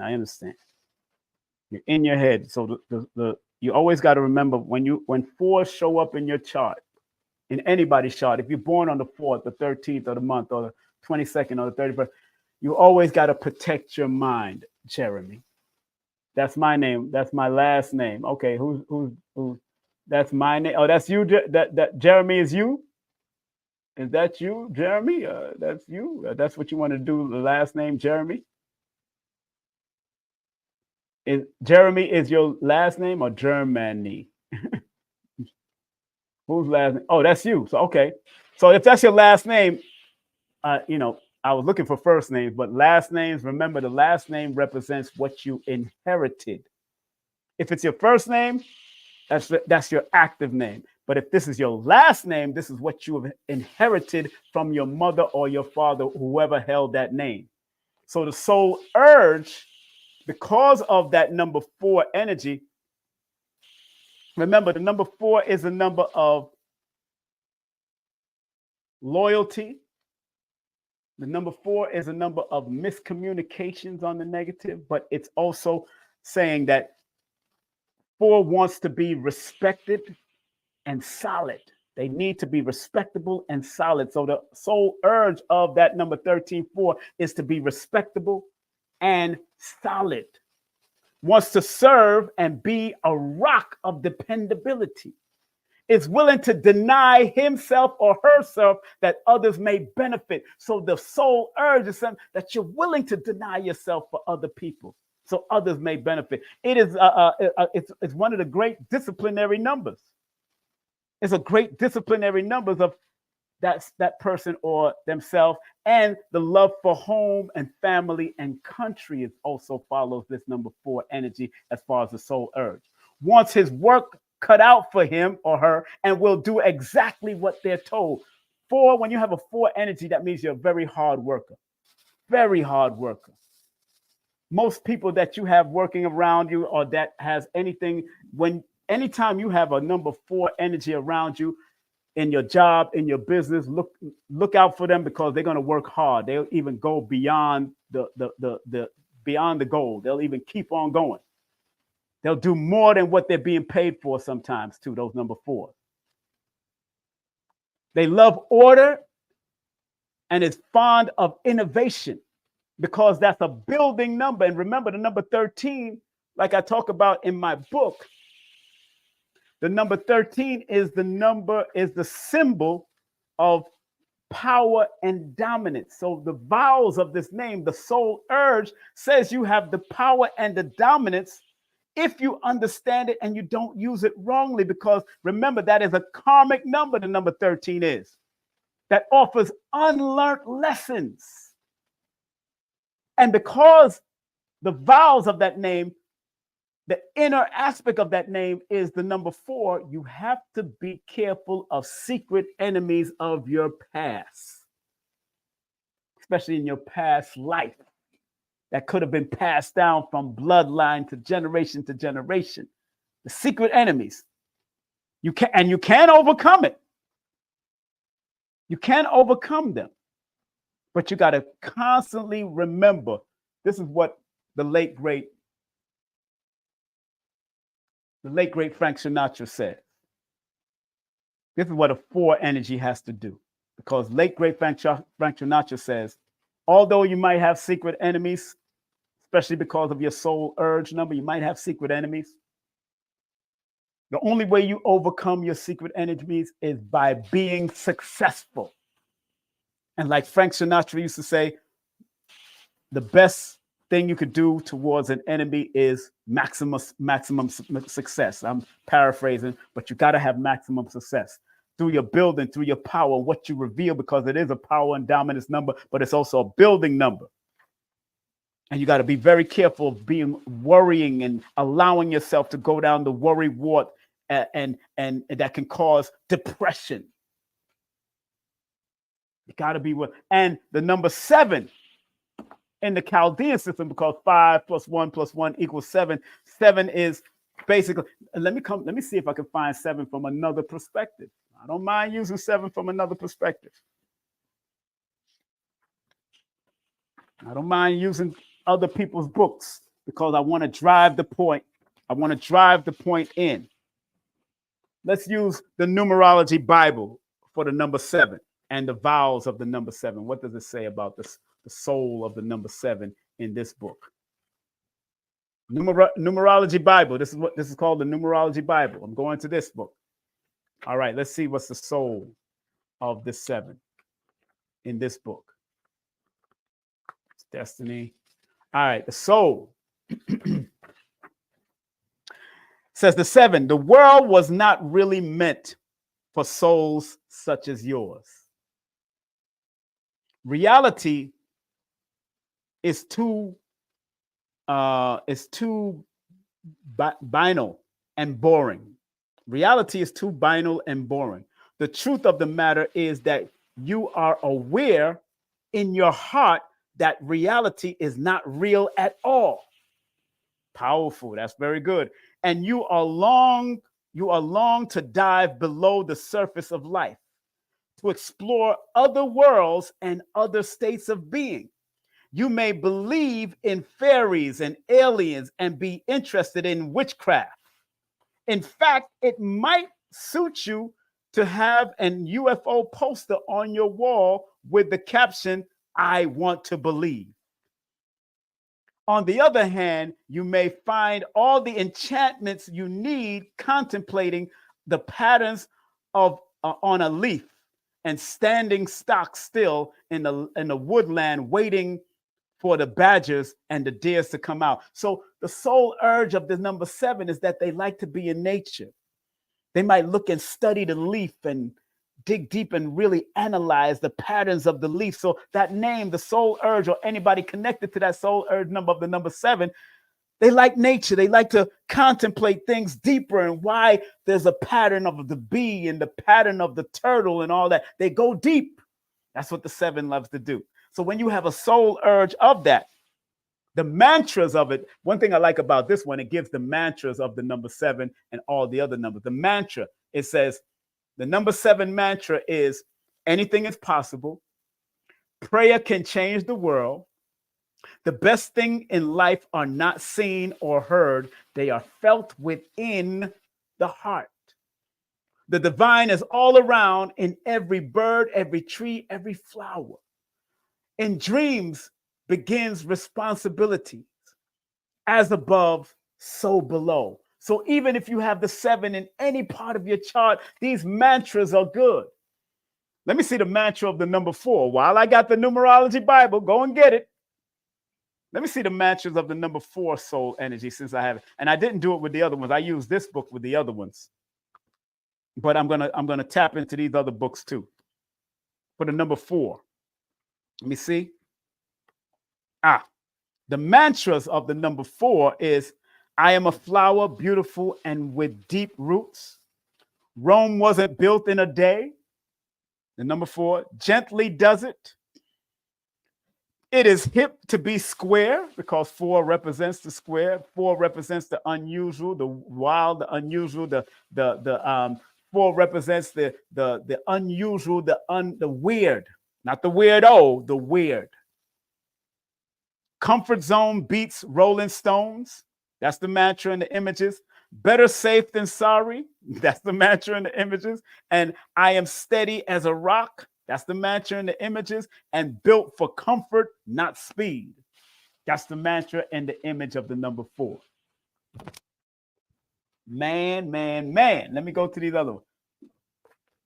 Hold on. Let me go to these other ones that have shared money. Jeremy, I hope you enjoyed that. Next, let me go to the next person. Go to the next person. Just to Jeremy. Okay, we're going to go TT or Tay.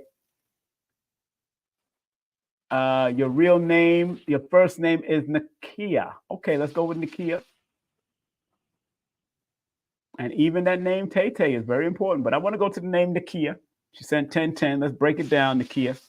Hope everybody's well. Come on, we're going to Nakia next. Nakia, are you in the chat? Put the number 1 in the chat if you're in there. Nakia, Tay.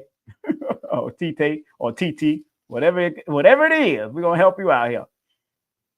Nakia, are you in the chat? Put the number 1 in the chat. I want to make sure I got you here. All right. You're gonna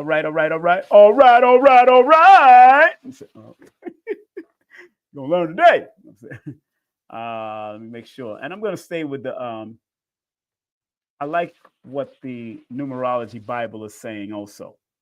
Again, I'm not afraid to use these things. So her first name is really Nakia. You're welcome, Jeff. That's me. Hey, Kiki. What's up, Kiki? What up, girl? Jeffrey, you're welcome, sir. You're welcome. I hope you get a lot from it. And remember, do a full session with me. You'll get all of this. And you get a typed up breakdown in the email now. Also, I offer that now for the breakdown from the Pythagorean system. The Chaldean system is a little hard to just break down and put it in words. It gets deeper. Oh, Lord have mercy. I don't even do that. But that's you, baby. That's you, beautiful. All right. Yeah, I'm funny. You funny. Yeah, I'm funny. I'm not gay, but I'm funny as far as hee, kiki, laugh. All right. Let's want to make sure we clarify. We in a whole new era nowadays. We don't know what to say. Yeah. So I'm not funny like that. I'm just having some fun with my gay clients. My gay. I do have clients that are gay and homosexual. I do have them. You know, and they ask me all kinds of questions, and I'll be going in on them. I'll be telling them what it is and what it ain't. Stop playing. Yeah, I ain't afraid to tell you, because the numbers are objective. They're not subjective. That's what I keep on telling people. They're objective and not subjective. Kiki. Okay. Oh, you can't stand when people call me Kiki. I know. Yeah, man. I don't like calling, unless you're the key to the house. That's what I'll call you key. The key means you have the key to the front of the house and the back of the house, key. That's what that means. All right, from my perspective. All right, so in the Pythagorean system, we got in the Chaldean system, we got, again, that 1, 1, 1. There's that 3 coming up again. Here comes that 11 again. Okay, 11 comes back again. We had the same combination earlier. That's interesting. Same combination came up earlier with the vowels. This time I'm going to read from outside of the Numerology Bible. Let's go to the number 11 soul urge. Let's see what they say about the number 11 soul urge in here. They might just break it down to a number 2. They might be that simple. They might not be going to the master numbers like that. Let me see here. It might not go to the master numbers, although I love to go to those master numbers. Some numerologists and certain, master numbers are here, but I want to know the soul urge of the number 11. Soul urge of the number 11. Is it here? I mean, I can go in on myself, but the soul urge of the master number 11 is usually connected to the number 2 because 1 + 1 is 2. So let's go to the number 2. Although we know that 11 represents a higher frequency than the number 2 itself. Let me see. Oh, they do have the soul urge of the number 11. Okay, great. We have the soul of the number 11. Okay, what they say about the soul urge of the number 11. It says 11 as a soul number. I want to come out of this book for a reason. The good book, the Numerology Bible. And this is pertaining to anybody that has the vowels that add up to the number 11. Identifying with and 11 soul numbers mean that you may relate to your dreams rather than to real people or the world as it is.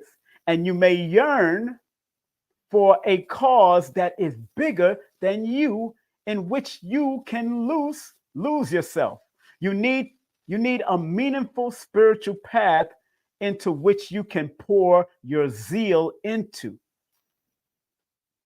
Okay, that's good. It's basic, but that's good. The number 11 represents that you, like it says, identifying with the 11 soul number means that you may relate to your dreams rather than to real people or the world as it is. And you may yearn for a cause that is bigger than you, in which you can lose yourself. Because the number 11 is a master number of spiritual insight, spiritual depth. So when you have the soul urge, when the inner aspect of you represents from your name, it represents what you really want to manifest from inside of you. So that's why she would say that you may relate to your dreams rather than real people. That means practicing astral travel will be good, because sometimes in your astral travel, that's where you get the lessons, and in your dreams is where you get the lessons, and then you could bring it to fruition. That can be a success for you on the manifestation level, because the number 3 in the Chaldean is the number of manifestation, being optimism. So whatever you download or upload, like I said to the last person that had that vowel that added up to that, you are supposed to bring it to fruition through your writing, through music, through art. And when I go to the number 3 of the soul urge, of the number 3 in this book, the Bible, the Numerology Bible, praise the Lord and pass the chicken. It says, your heart is often filled with joy. There seems to be so much in life that is wonderful, and you are happy wallowing in it. A great hedonist, you have a way of celebrating through experiencing pleasure, happiness, humor, sensuality, gratification. These are all divine gifts. Although you may not put it into words or even recognize it, the way you throw yourself into them is an act of worship. So deep does it go with you. So when the 3 is showing itself, the 3 mantra deals with happiness, is a choice rather than a gift. Another mantra is, what I love is all around in earth and sky. Laughter is a medicine and heals all ills. Where is the party? That is the number 3 energy. Where's the party? Enjoy yourself. Enjoy life. When the going gets tough, the tough goes shopping. That's funny. When the going gets tough, the tough goes shopping, and my whole body is smiling. So as a number 3, you have to allow your body to laugh. You have to allow your inner side of you. Sometimes you just got to laugh. You know what's so funny? I have a lot of 3s in my chart. So sometimes when my children call me with problems, I laugh at it. I'm like, okay, okay. Look at the positive side of it, because when you have a 3, your inner self is trying to tell you, don't always look at it from a negative perspective.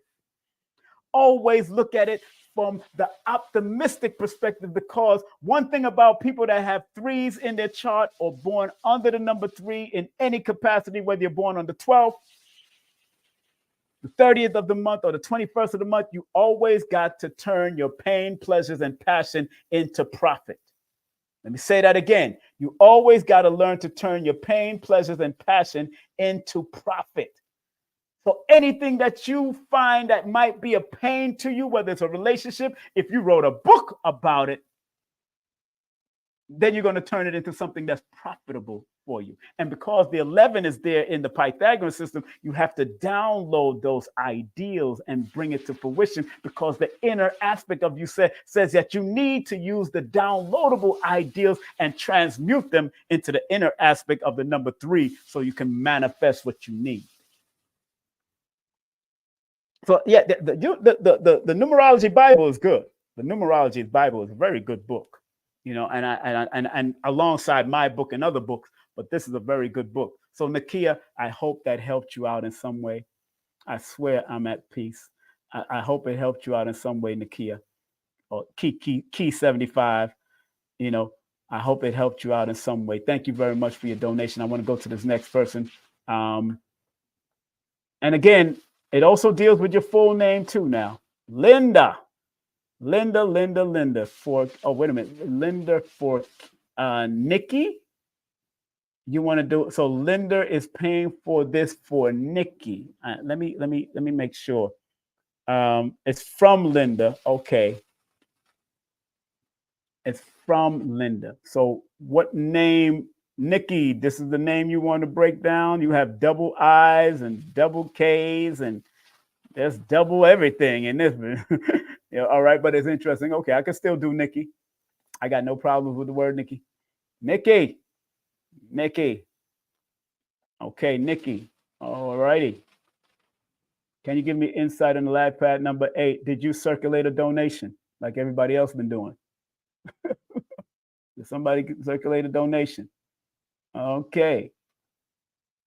All righty. I see Marie. Marie, we're going to just, like I said, this is part of I'm not doing birthdays. I'm not doing any of that. I'm focusing on the vowels of names. That's what I'm focusing on. Today is a focus research class today. This is about focusing. And I need y'all to focus. Don't come in here with new stuff. You're not going to throw me off. You're not throwing me off today.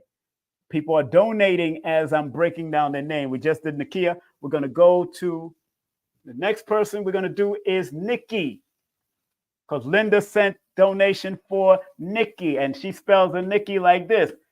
Nikki. Wine, Nikki, wine, Nikki, wine.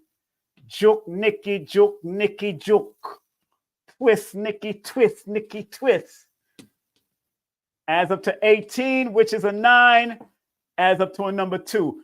Interesting enough, just because of this name, if this is the name that you constantly use, and of course I see those double K's, and so those are master numbers already to me. But I'm not looking at the double K's or the consonants of the name. I'm looking at the vowels, because the vowel represents the inner urge, the inner you. The vowels represents that. I see Marie. Marie just sent me a cash app of 1313. I'm not doing your birthday. I'm only doing your name. I'm not doing, this is not a name, a birthday thing. This is only a name. So Marie, I will do your name and I will do your twin brother's name. But you call yourself Marie and I use the name Joanne. I don't care about that unless you're doing a full breakdown of your name. I'm doing your first name. Mauritius is your brother's name, and your name Marie. I can do your brother's name if he's still around and whatever. I can help you with the brother's name. So after I finish doing Nikki here, I got to do Nikki. All right. I'm not doing birthdays. This is a focus show. No birthdays. No birthdays. What does the middle name number tell me? Focus. Stay focused. Stay focused. Stay focused. All right. So with the name Nikki, what I find is that these two numbers can be a challenge to each other. Where, because in the Chaldean system, the number 2 is significant, that deals with the downloads or the sensitivity or the intuition you might have. The 9 is intuitive, but it's an intuitive, assertive number. So whatever you download or upload with the number 2 energy from your inner vowels energy, you're supposed to make it happen. You're not supposed to second guess it. And when I go to the Bible, the numerology Bible, see, everybody think, what Bible are you talking about? Not the Christian Bible. This is the numerology Bible. I got a numerology Bible here. Stop playing. When I go to the numerology Bible, I like to get different perspective, and that's why I don't mind getting different perspective, because this is the numerovational perspective. When I go to the numerology Bible, it says as the 9 as a soul number. As a soul number. The 9 as a soul number. You hear the music of the spheres and the cry of every orphan child in the world. Sometimes your awareness of suffering is overwhelming, and you want to rush and give away everything you have to help the starving millions. You could be the classic bleeding heart. At other times, you are delighted with the sheer wonders of life and all its colors and scope and the opportunities for happiness that is available to everyone if we will only just open our eyes on a spiritual perspective. That is where the word, the number Nikki, the nine, and you got the double nines, but it adds up to 18, which is a 9. The mantra of the 9 is love makes the world go round.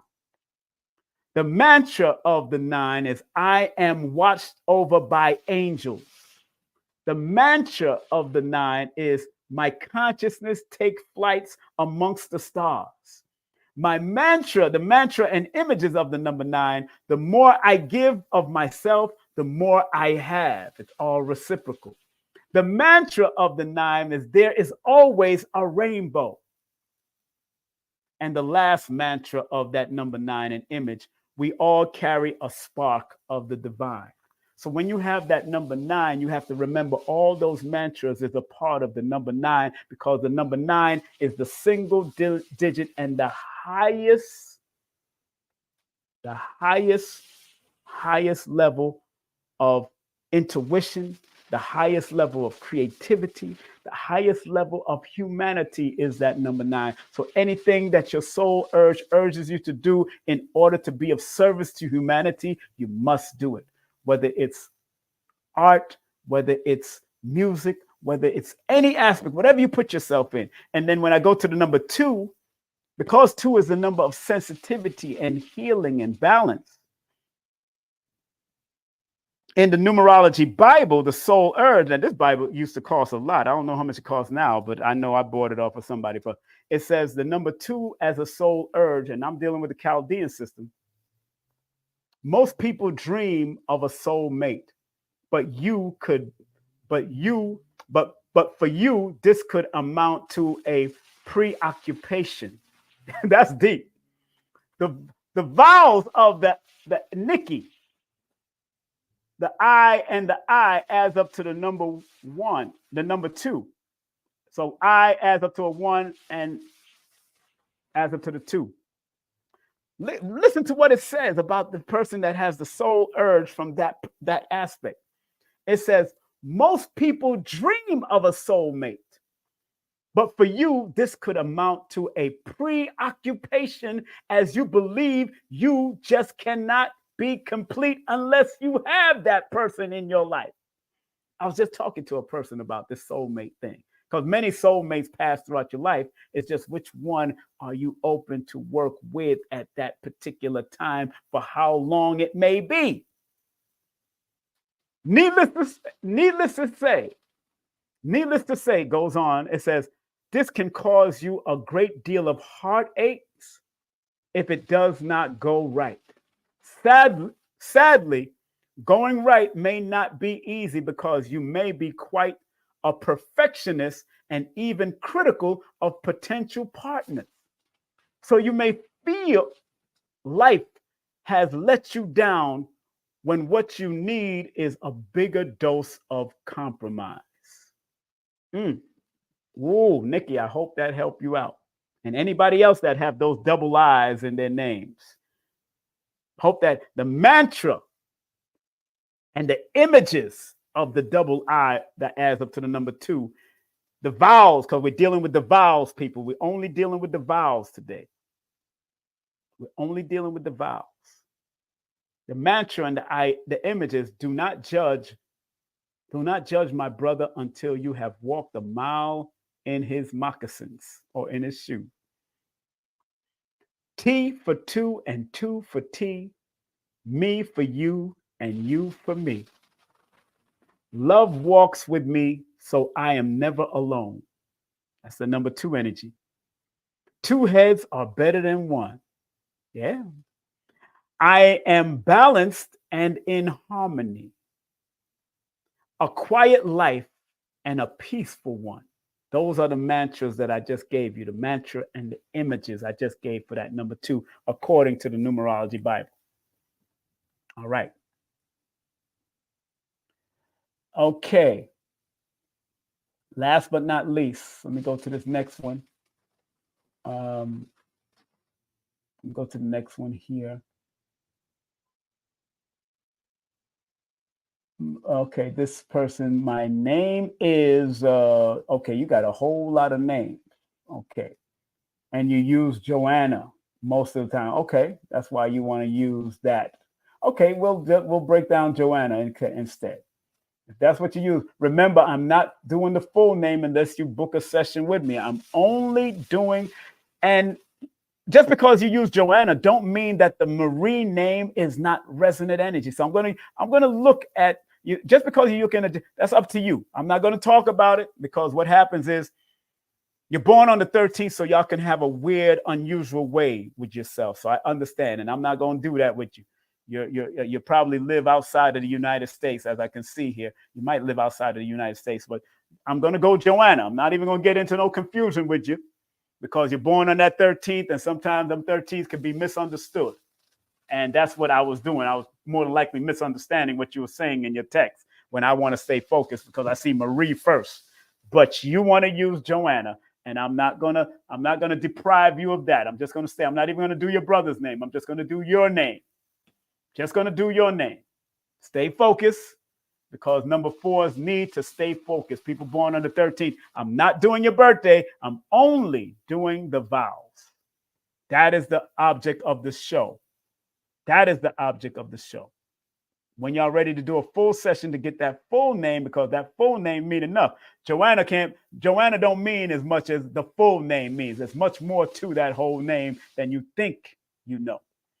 The vibration of all that name, your Marie, Joanna, the other name there, your last name, all has a vibration that's more powerful than you think, and that you can use at any interval of time. That's what I've learned over the years, that those vibrations can be used at any time. They're not here to control you. They're here to guide you. So we're going to use that name, Joanna. And that's all we're focusing on, again, is the vowels. I want to make sure I'm clear, especially because you're born on the 13th. I want to make sure I'm clear with you. Because I've been, 13 people born on that 4, they can be misunderstood. And I ain't got no time for that misunderstanding stuff. You keep that to yourself. I'm good. All right? Good. So in the Pythagorean system, that's a 6, that's a 1, that's a 1. That equals 8. In the Chaldean system, that's a 7. That's a 1, and that's a 1. That equals a number 9. So the soul urge, remember what the soul urge is. Please remember what the soul urge and what I read about the soul urge. And I want to read it again. The knowledge of the value of the vowels date back to ancient periods. The vowels have always indicated the soul of things. The ancient philosophers gave to each of the planets a vowel which represents the spiritual force of the planet. As it is and ever will be with the planets, so it is with everything that exists. The vowels indicate the soul force of the object name. Then it goes on to say, the addition of the numbers of the vowels reduced by what is termed the occult reduction gives the final digit is called the heart's desire, identity, individuality, inner self, and soul power. It is also the plane of thinking. These various terms are used to designate the unseen spiritual force in man and woman. The spiritual self which lives forever. Wisdom, ideals, courage, and understanding are expressed in the soul number. So your A, E, I, O, U, and sometimes Y is the soul expression. It's the wisdom and ideals and courage you have to have, and understanding and understanding that you have to have. Now, going to her with the number 8, going to be a very important part. And I believe there's one more person that just sent finance to. Let me just look at that real quick. Okay, we're going to Ray. Ray, you're going to be the last person. Ray, you're going to be the last person. And remember, I'm only breaking down the vowels of the name. The A, E, I, O, U, and sometimes Y. So that's it. Let's keep it simple. Let's keep it moving. I'm not breaking down your whole name. I'm not doing all of that. Just that. If you want to do a full consultation, there I am. Text me your full name and date of birth. You can get the 15-minute, or you can get the 30 to 35 minutes, the 10 to 15 minutes, or the 30 to 35 minutes. The 10 to 15 minutes, you do not talk to me. It's a pre-recording. You're allowed 3 questions within that recording. And I will send you the breakdown of your first name, because all I need is your first name and your birthday. The 30-minute session, the 30 minutes to 35, it's your full name, first, middle, last name, and the breakdown of your birthday. But I'm going to also break down your full name in an email, as far as a write-up of your name in an email. Okay, the basics of it. Just want to make sure people are clear on what I do when I do my sessions nowadays. That's why the prices has gone up. Prices has gone up a little bit, but because I'm doing so much, I want to make sure I'm compensated for my time, and I want to make sure that your time is also whatever you share with me or circulate to me is helpful to every one of you. So Joanna,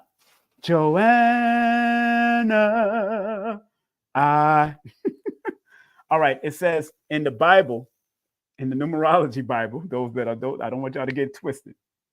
In the Numerology Bible. Thank you very much, Ray. Thank you very much. In the Numerology Bible, and I'm going to put your name in there too, R-A-Y, put you right there in the background, because Ray means a lot. Is your name Ray short for Raymond? That's what I really want to know, because if it's short for Raymond, come on now, we can give me all of that. Ray, if your name is short for Raymond, that's gonna be very important. If it's just short for Raymond. If it's just Ray on your birth certificate, cool. But if it's short for Raymond, that means a lot because of all of the vowels that's in that name. So please put that in the chat if your name Ray is short for Raymond. Ray will be the last person that I'm going to do. He will be the last person that I am going to do today. Do not circulate no more funds, please. that Ray will be the last person that I will do after I do Joanna. So Joanna, be patient. I got to clarify and verify certain things so I can do what I got to do on this platform. All right. So I'm going to put down there, do not circulate any more funds. That's what it's saying right there. Do not circulate any more funds. Let me scroll that on the bottom. We're about to close down the show, but I want to finish off these two people. Joanna, according to the Numerology Bible, it says,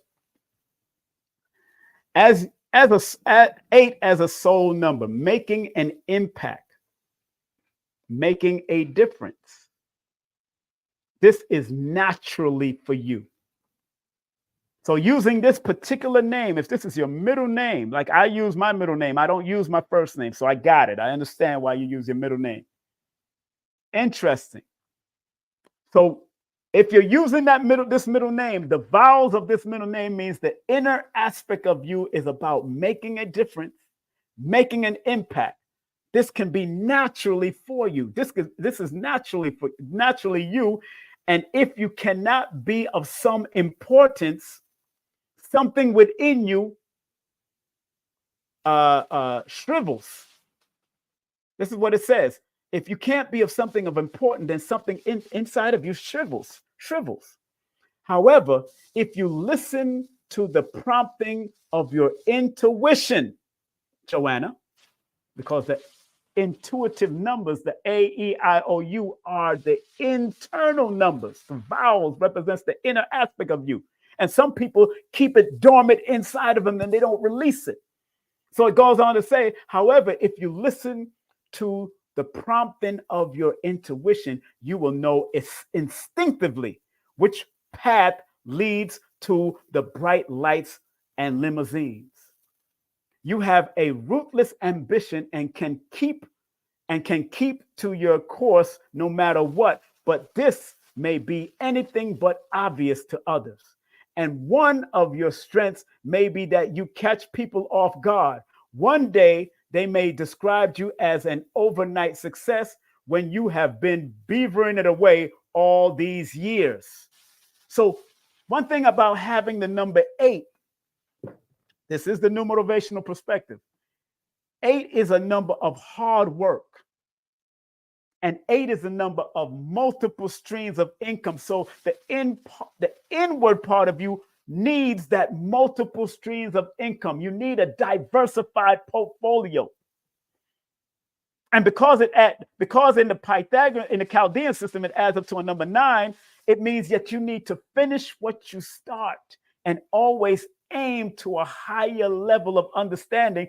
And because you have a lot of old soul energies, it's up to you whether you want to go back into the past and flip it for the new so you can complete and do what you have to do on higher levels, especially because of the 9. Now, the mantra of the number 8 being that soul urge, that soul number is, I am a builder. I am a builder. My life brick. It says, I am building my life brick by brick. This is a building number, but it's also building of recognizing what are assets and liabilities. If a brick doesn't look good in that building, then you must throw that brick away. Get rid of that brick if it's chipped. So it says the mantra and images of the number 8 is, I am building my life brick by brick, onwards and upwards. The secret of success is being constant to my purpose. Being constant to your purpose. Wherever you take your soul urge with you at a job or a business that you love, you have to be constant with your purpose. True power is power over myself. Stop. That's what I told another number 8 that because I'm born with a life path number 8, and I know a friend of mine, a few friends born under this number 8.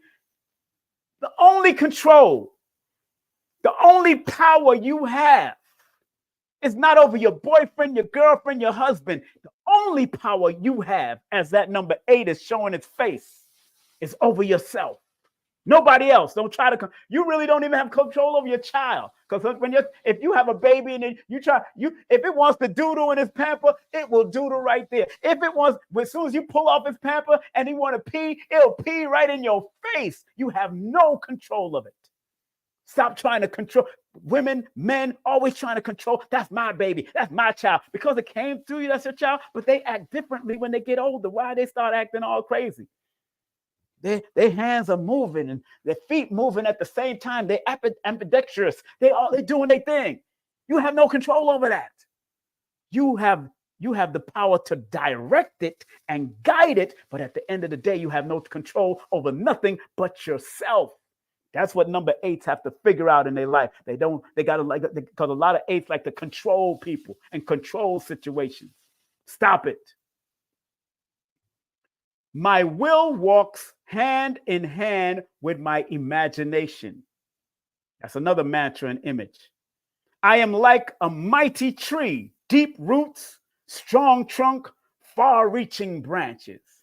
The number 8 has to dig deep because it's an earth number. It has to dig deep. The roots have to hold on firmly like a damn bamboo tree, because what happens with the bamboo tree, within 5 years, the roots are digging deep first into the soil, and then it sprouts up.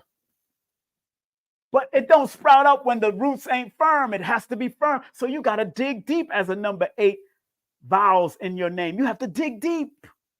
Deep roots, strong trunk, and far-reaching branches at the end of the day. And last but not least of the mantra, it says, I am a force to be reckoned with.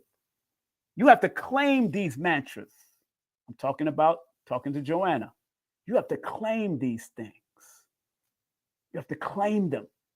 I hope. And then going to the number 9, because you have a 9 soul urge in the Chaldean system, going to the number 9, let's see what it says about the number 9. And of course, I'm going to bring my own perspective to it. Everybody take a deep breath. Calm it down. Calm it down. I know I'm full of energy. I'm a ball of energy, family. That's just me. And anything that I do, I'm a ball of energy. And the energy might come in quick spurts. Pop, pop. 2 minutes, 3 minutes, 4 minutes, 5 minutes. Then it calms back down. It has to be calmed down. All right, so let's take a deep breath. As a 9 soul urge and soul number, you hear the music of the spheres, the spheres, and the cry of every orphan child in the world. Sometimes your awareness of suffering is overwhelming and you want to rush to and give away. Now, I read this before. Everything you have to help the starving millions, you could be a classic bleeding heart. That number 9 again. At other times, you are delighted with the sheer wonders of life and all its colors, scopes, and the opportunities for happiness. That is available to everyone. If we will only just open our eyes on a spiritual perspective. You know, something is telling me to go to my book with this number 9. My spirit just said to go there. And once my spirit started talking, my book.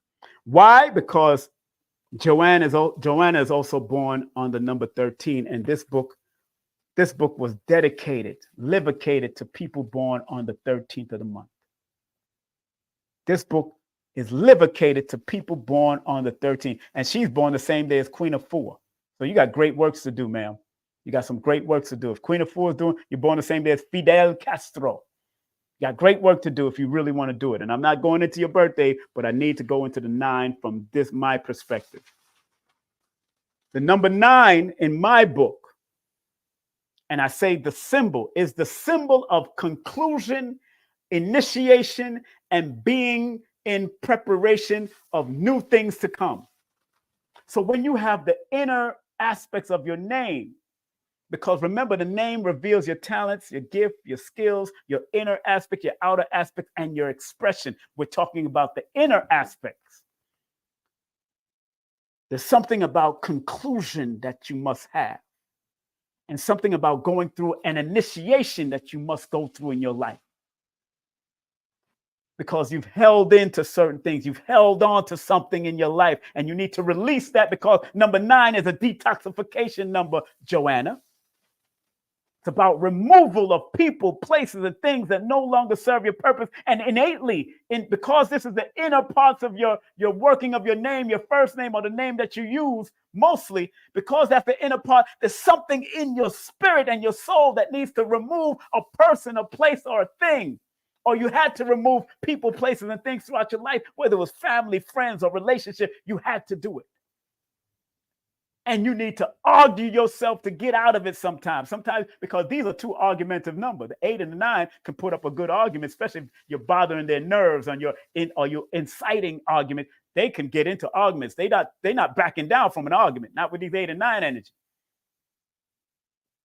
So I go on to say that the number 9 is the number of higher vibration and universal love, peace, and harmony.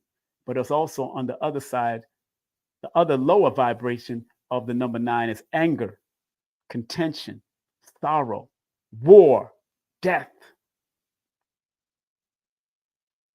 What you need to be very careful with that, with those vowels, you just be careful of aimless pursuits, impulsive behavior, and being narrow-minded. Don't be narrow-minded, because you have a lot of old soul energies here. Don't live in the old world, but yet be willing to paint the old world from black and white to color.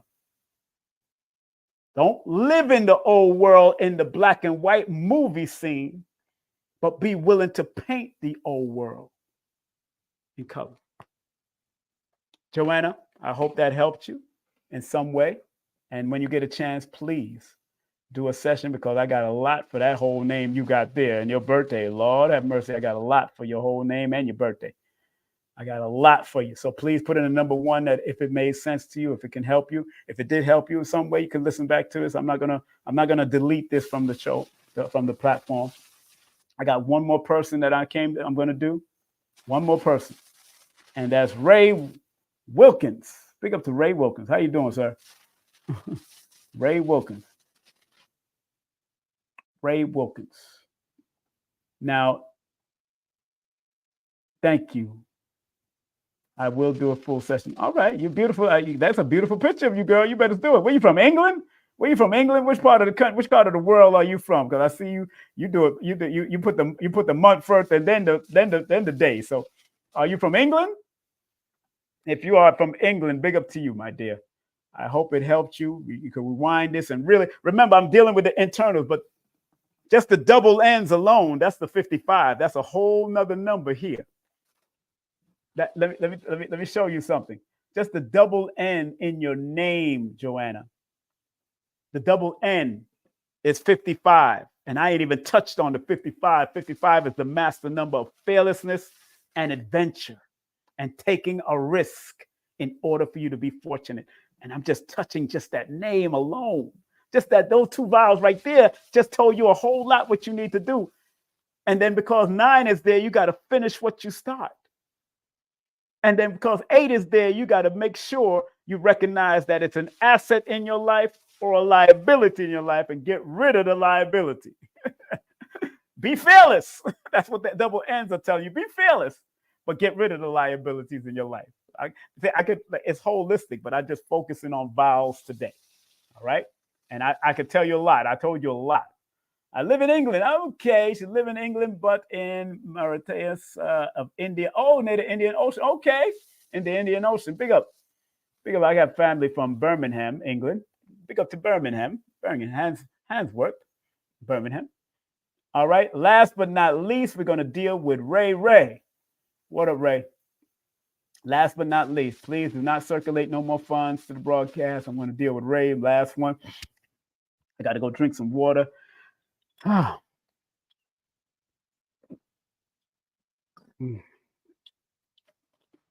Man. Woo! This is real, man. I'm telling you. Although I love what I do, it can it can be draining. So what I will do after this is go in my backyard and go probably lay on the grass and soak in some of that ground energy, go hug some trees and go ground myself after this.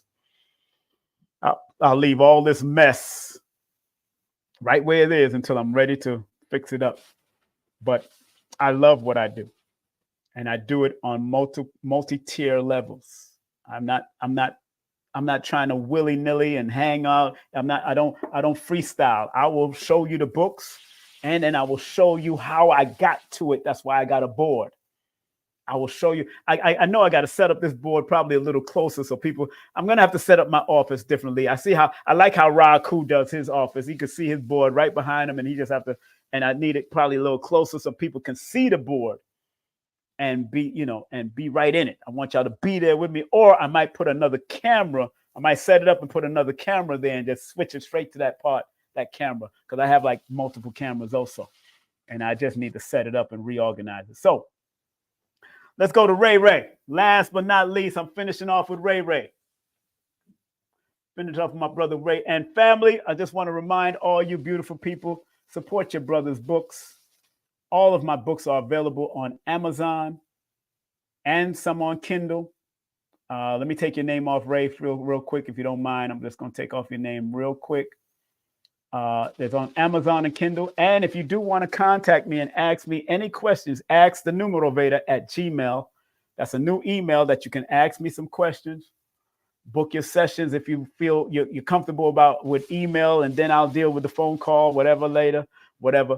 But that's a new email, ask the Numerovator, because I am a Numerovator. I'm not the Terminator. I'm the Numerovator. I'm here to motivate you with your numbers in an innovative way. So all 5 of my books are now ready to go. Purchase the books, King Simon Productions and Publication. I'm telling your family, you can go to my Linktree /King Simon. I got the new children's book, Let We Tell the Story, and you get the free link to the song, Black and White Story, that book is based on. All right. And let me say this. If you do want to book a session, text me your full name and date of birth to 347-496-1022. That's 347-496-1022. And I would love to see y'all at this event in October. This is my 29th year. This is my 29th celebration in production and promotion. 29 years I've been doing professional promotion and production. And I can't wait till I do the 30th year, because my 30th year, I'm going to actually produce a play with my 30th year. So my 30th year, I will have a play, a one-woman or one-man play. And each play will be like 45 minutes to an hour with intermission in the midst of it. But this is a tribute to Dick Gregory. And with this tribute, I have special invited guests from 11 a.m. to 2 p.m. Dr. B. Sirius, Brother Rich from Black Magic 363. Tassili Ma'at will be doing the offering libation, and the food will be provided by Mama's Cosmic Kitchen, Blue Pill, and Rashida. And then from 2:30 to 5:30, Ancient African Ancestral Salute by Baba Ashra Kwesi and Mira Kwesi. Mira Kwesi might not be able to come because they're taking care of their 100-year-old parent. So she might have to stay there. But you can get your very early bird tickets. If Ashra Kwesi don't come, I'll have his daughter open up for him. She lives out here in Georgia. All right. So Baba Ashra and Miriwa Kwesi will be in the building for the whole day. This will be a whole day, an all-day event. Text for vending or group sales. So I do have a group rate. If it's a group of 5 or more, I can take off some money for you, and you'll just have to pay through Cash App or PayPal. But right now, the early bird tickets are $25. And if you're going to do a group rate, then I'll take off $5. So it'll be $20 per person. I'll take off 5. You've got to do 5 or more people. It has to be worth it. Not 2 or more. If there's 5 or more people, I'll take off $20. I'll take off $5 off of each ticket. The early bird tickets, if you swipe, go to my Linktree or scan that QR code, it will be $25 right now. But if you're doing a group sale, King Simon can hook you up. Got no problems with that. I can hook you up. All right? Just want to make people know that. I will be at the gathering of the masters. That's good. Glad you officially began to study Good, good, good. Hopefully you can take my course. My course is Numerovation, Holistic Numerovation. And it goes even beyond, it goes even more than numerology to a certain extent, because I'm also motivating you and taking you where you got to go with it. You got to get all perspective. If you don't get all perspective, it's a waste of time doing numerology. If you don't get all perspective, it's a waste of time doing the numerology. You got to get more perspective. And that's what I love about Lloyd. Lloyd is always willing to learn. Even at his age, he's willing to learn and always inquisitive. And I am always inquisitive. That's why I'm willing to take out and whip out books and then put my spin on it, because I see it another way.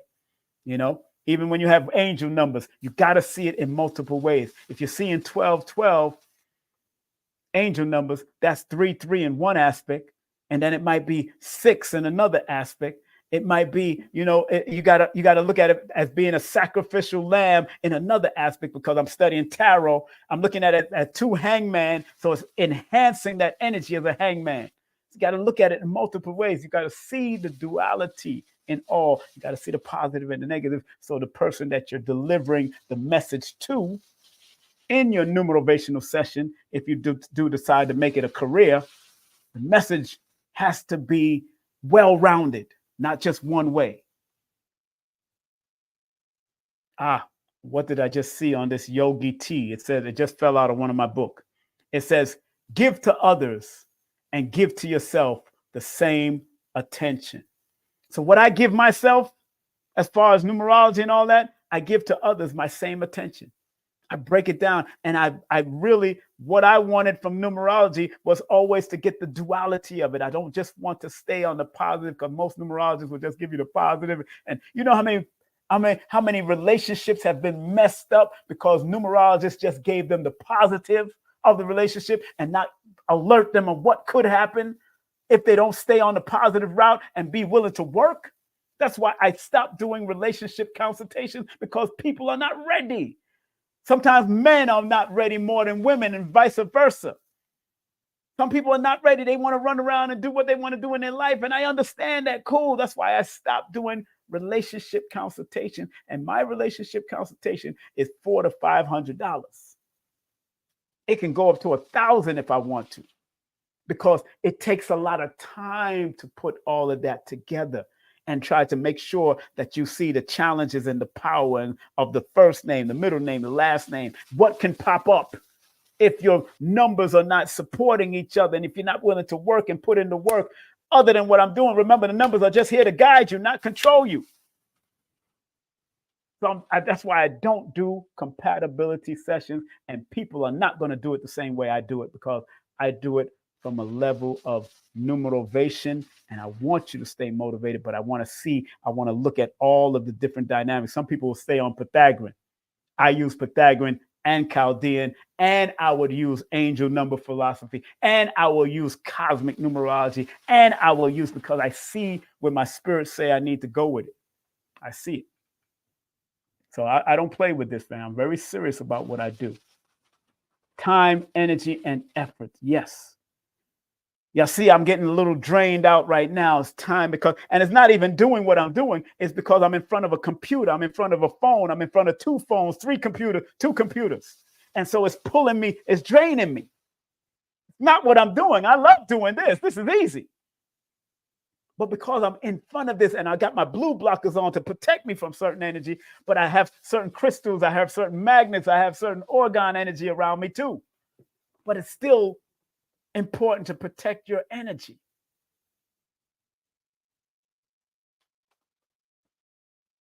You know what I'm saying?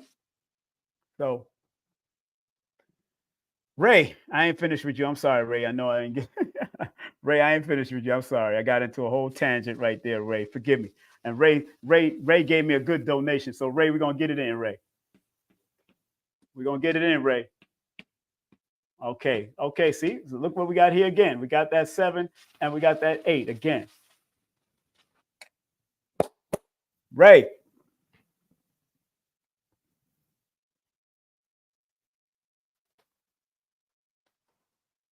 I want to take a deep breath.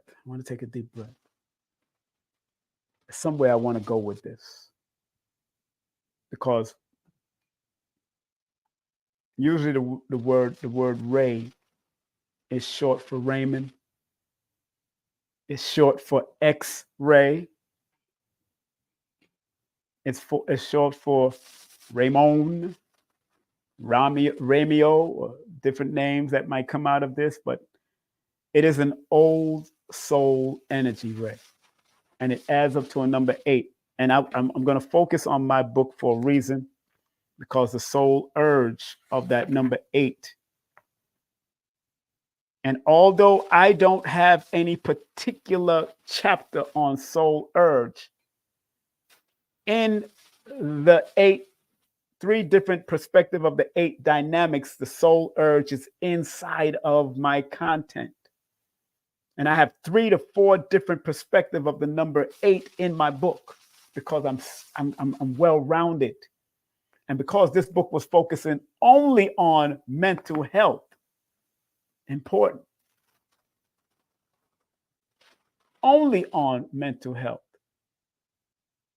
You got to remember, 8 is one of my mental health numbers in numerology after studying pattern cycles and sequences. So when I go to the 8, if 8 is the symbol of evolution, evolutionary development and balance, you thrive because of the vowels and the soul urge. You have to bring out of your soul the evolutionary development and balance of who you are.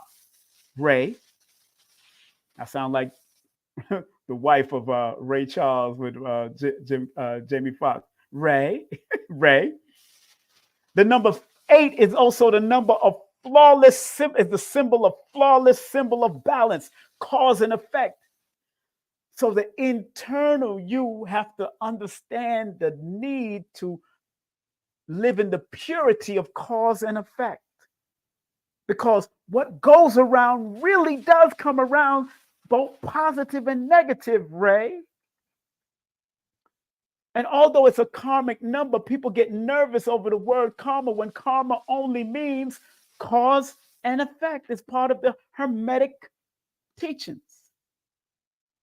And it's the infinite symbol of 2 circles working together, one going clockwise and one going counterclockwise. That's why in the 5% nation, the number 8 is called the build and the destroy number, because either you can counter your energy or you can go against your energy. You can go with the flow of your energy or go against your energy. And when you go in against your energy, you're destroying yourself. When you go with the flow of your energy, that's when you're building yourself. In my book, I call the number 8 the Sankofa number, or represents the Sankofa bird, because it's an old soul energy that tells the person that has the soul urge of the 8 that they need to go back and fetch some ideals from their past and keep on moving forward. That's what that number 8 as a soul urge is telling you also. It's the number of accountability.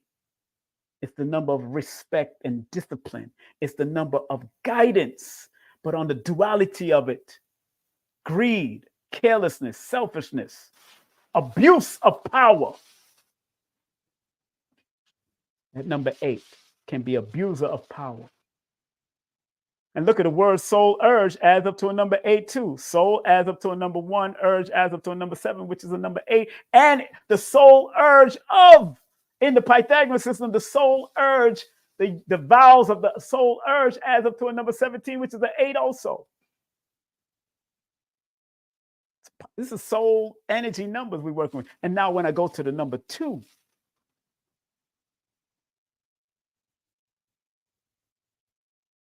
let me finish off the number 8, because the inner workings of the number 8 is to tap into the ancestral energies for guidance and always stay firm, stay loyal, stay focused, and whatever you want to accomplish, on whatever you want to accomplish, you got to stay firm, stay loyal, stay focused. And let your ancestors guide you. Ray said, oh my God. He said, oh my God, I use Sankofa 2. I am an 8. I wrote this in my book. No other numerologist wrote that in their book. I wrote the Sankofa in the book because I know that the Fibonacci sequence comes from the root of the Fibonacci sequence is Sankofa.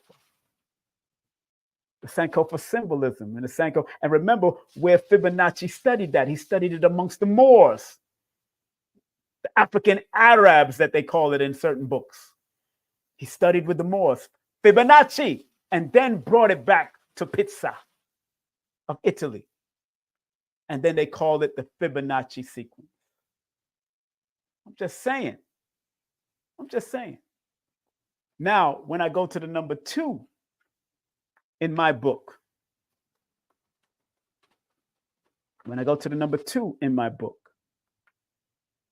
the 2 is the symbol, soul urge of the A and the Y. A, Ray. And this is called something. When you have these 2 numbers, 2 letters together, it's called something in English language, but I don't have it in my head right now. My mind is being drained by a lot of computer energy. But the number 2 is the symbol of, is the duality symbol, which is of companionship, the mother, father, and parental principle. It also represents the 2 opposites, which deals with the angel and demons, the masculine, the feminine, the true, the false, the day, the night, the hot, the cold, the joy, the sorrow. That's the number 2. And when you have it in your vowels, because that represents the inner aspect of you, it says that you're very intuitive, you're very loving and helpful, but you just got to be very mindful of energy vampires, energy drainers. Remember, the number 2 in tarot is the high priestess card. It represents, in other words, stay on your high throne of peace and don't be thrown off of it due to low energy and low frequency. So the inner urge of that number 2 is here to bring healing. The inner works of the number 2 is to realize your intuitive connection with nature and allowing yourself to heal and then share your healing powers with those in need. That is the inner works. And I write about this in my book. If you go to the bottom of the pages of the of chapter 7 of my book, the phrase 7 of my book, when you start off for 62, you'll see that there's inner works of that. And that's that inner works represents also its connection to the inner aspect of your name, your vowels. That represents the inner you. So Ray, I hope this helped you. I hope it serves as a greater purpose of what you need to do with the gifts and talents and skills that you have, because it's there. And people get it, they get mixed up with this stuff. They think that they're looking for their purpose when your purpose has always been with you. You're looking for your purpose, but the purpose has always been here with you. You're looking for your purpose. So if the soul urge represents the purpose and the number 2 is Ray's purpose, then the inner works of that number 2 is to realize your intuitive connection to nature and allowing yourself to heal and then share your healing powers with those in need. That is your purpose. To carry, whether it's at your job, whether it's at the gym, whether it's in relationship, carry those healing vibes and share those healing powers with those in need. That is the purpose. With the number 8 again, if the inner purpose, inner works of the number 8 is to tap into your ancestral energies for guidance and always stay firm, stay loyal, stay focused on whatever you want to accomplish in life, that's what you're supposed to carry to your job and your business. Stay focused, stay firm, stay loyal, and always pay attention to your ancestral energy because they're there to guide you. Ray, woo, I hope this helped everybody that came through today. Thank y'all very much for being a part of the journey. I want to thank each and every one of everybody that donated and helped me out Falana, Brandon, Meg, Tite, for Nakia, Linda, for Nikki, also Marie, aka Joanna. I want to thank everybody that donated, and also Ray. Thank y'all very much from all over my heart. All over my heart. Thank y'all very much. Thank everybody. Thank everybody. Thank everybody. Thank everybody. Thank all of you that came on Instagram and Facebook and all of it. Thank you very much. Thank y'all very much. I see y'all on Instagram. Thank you very much, man. Thank y'all very much. I'm appreciative of you. Big up to Dr. Supreme Understanding also joined. What's up, Dr. Supreme? Hope everything is all right, my brother. I'm getting ready. Thank you very much. Thank you very much. Thank you very much for your hard work, your time, energy, intensity, and motivation. You're welcome. You're welcome. JC, thank you very much. You'll hear from me. So no problem. I can't wait to hear from you. Gratitude. You know, because sometimes some of us that do this work don't feel appreciated. And when we are appreciated, believe me, I feel it. I feel it in my soul when I know that I'm being appreciated, and because I do this for the love. I really don't do this for the likes or any money, but we do have to take care of bills here. We do have to circulate bills to circulate finance to bills. So it does help. And I know when you circulate to me, it goes back to you 100,000 folds. I pray that it goes back to you 100,000 fold when you circulate to me. And remember, don't be afraid to vote for me either. You can vote for me. I think you can still vote. If you want to vote for me for the Forbidden Knowledge Awards, if you haven't voted for me yet, vote for me right now for the Forbidden Knowledge Awards. I'm going to put that in the chat right now. Vote for me for the Forbidden Knowledge. I'm being consistent. That's all I can do is be consistent. Thank you for your gift. Thank you for my gift. Thank you for your gift also. Because you got a gift also, JC. JC, Jesus Christ. Jesus Christ. JC. I'm not surprised that you used that either. I am not surprised that you used that. I just put the link to the voting for me in the chat. JC, Jesus Christ. Jesus Christ. You know, Jesus Christ. Thank you very much. Thank you very much for appreciating. Man. I'll be doing this until the day I transition. Believe me, I will be teaching all the way up. And damn, there's a last part that I do want to share with you about the spiritual meaning of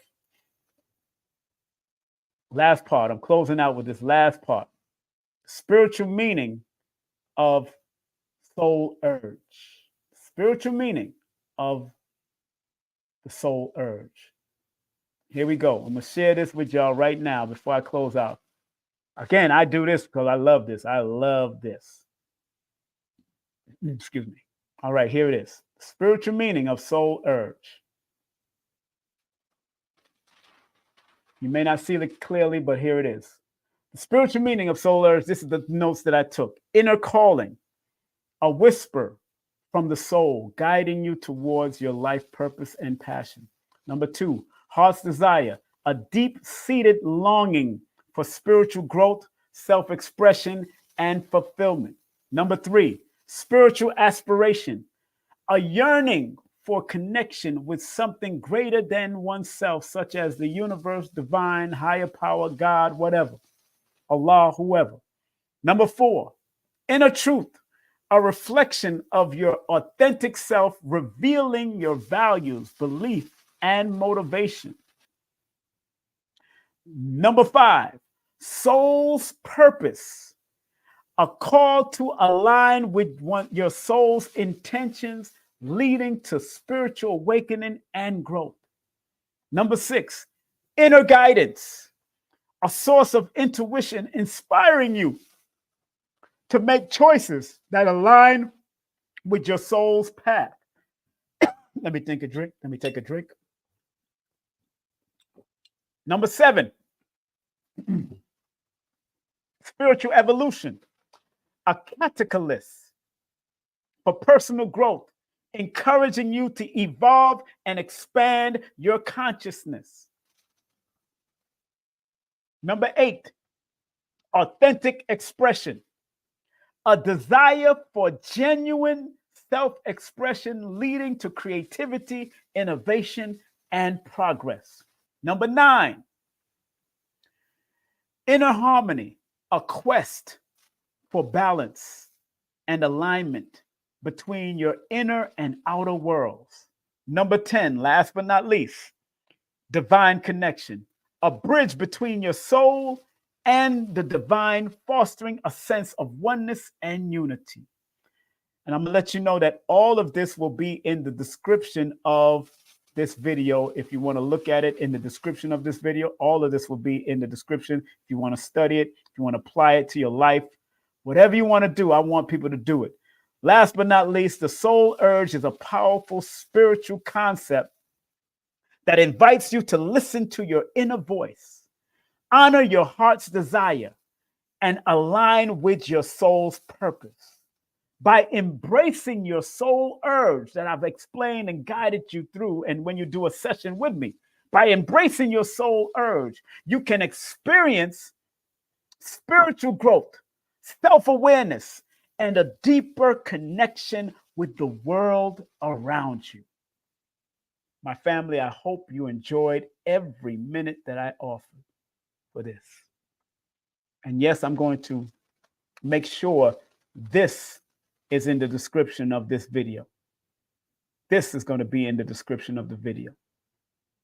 I'm not going to take any phone calls right now, but although next time, remember the phone number here is 718-210-8853, but I'm not taking any phone calls right now. I am pooped. And I'm honored again. So family, this has been the soul and its numerovational urges expressed through King Simon on YouTube at King Simon Presents and other platforms. I want to thank each and every one of y'all for coming through. Have a great day, afternoon, or evening. Be safe, be great. And if you're in Atlanta, Georgia, family, remember Queen of Four is having her ascension ceremony tomorrow in the new Black Wall Street. Queen of Four is having the ascension ceremony tomorrow at the new Black Wall Street. So if you're in Georgia, you want to go to the new Black Wall Street, just Google the new Black Wall Street, go to Queen of Four website and go purchase some tickets and go hang out with Queen of Four. She's doing the ascension ceremony, and it's a very exciting, going to have vendors and everything. Very exciting ceremony. And they have music, plays, all that going on with Queen of Four and all of the 12 gates that those beautiful sisters are going through. Okay? So thank you very much. Be safe, be great, and remember the soul and its numerovational urge. Go develop and grow and make your soul urge worth it in this realm. Go make your soul urge worth it. I'm making mine's worth it. Lloyd is making his worth it. Brother Rich is making worth it. Queen of Four is making hers worth it. Believe me, Queen of Four, Iyanla Vanzant have done these sessions with Lloyd Strayhorn also. And I have celebrities that's hit me up in the background. I'm not even going to tell you the type of the caliber of celebrities that are hitting me up. But enough respect to them. And I know they watch me. They watch me on Billy Carson's network. Thank them. I thank them. I thank all of them. Thank Billy Carson and thank Elizabeth for trusting in me to do a series. And we're working on the second series next. So family, have a great day, afternoon, and evening. Be safe, be great, and be numerovated in every possible way. Peace and love. Content disclaimer. The views, comments, and opinions expressed by guest speakers or authors on this YouTube channel do not necessarily reflect or represent the views and opinions held by this channel's broadcasters and its sponsors. Parental guidance is advised. Copyright disclaimer under Section 107 of Copyright Act of 1976. Allowance is made for fair use for purposes such as criticism, comments, news reporting, teachers, scholarship, education, and research. For fair use is a use permitted by copyright statute that might otherwise be infringed.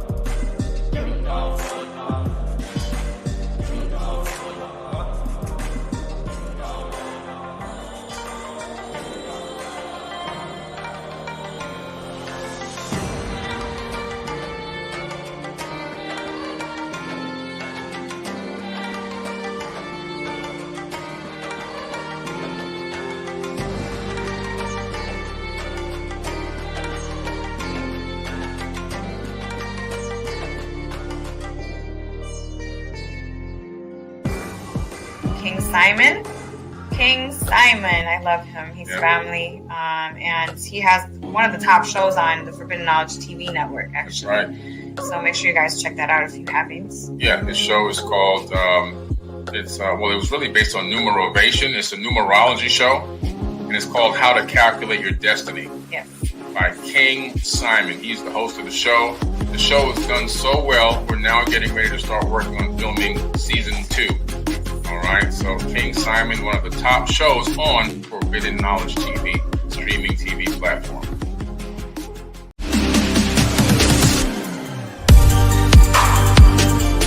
Hey everyone, it's Billy Carson, aka Forbidden Knowledge.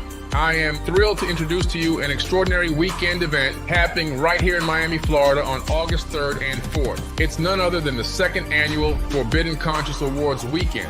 After the tremendous success of last year's event with over 1,200 attendees from around the globe, we knew we had to make this year's event even more spectacular. On Saturday, we have a captivating conference lined up featuring world-renowned speakers such as Muhammad Ibrahim, Merkaba 13, Robert Grant, Billy Carson, and a women's panel hosted by Elizabeth Carson. Following the conference, we'll set sail for a VIP yacht cruise at sunset where you'll have the chance to mingle with your favorite nominees and celebrity guests, all hosted by yours truly, Billy Carson. On Sunday, August 4th, kicks off with a Forbidden Knowledge book publishing signing event, followed by the highly anticipated second annual Forbidden Conscious Awards. This is a red carpet affair, so come dressed to impress. Remember last year we surprised a lucky guest with an Audi A4 during the awards, and this year we're upping the ante with a chance to win a Mercedes-Benz. So make sure you secure your tickets early. This event is sure to sell out quickly. I cannot wait to see each and every one of you there for what promises to be an unforgettable weekend.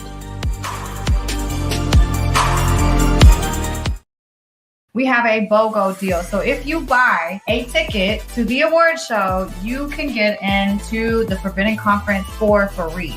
You can also watch the live premiere at the conference of Anunnaki Ancient Secrets Revealed. It's going to be a phenomenal day. So make sure that you guys buy a ticket to the award show. You get into the conference for free.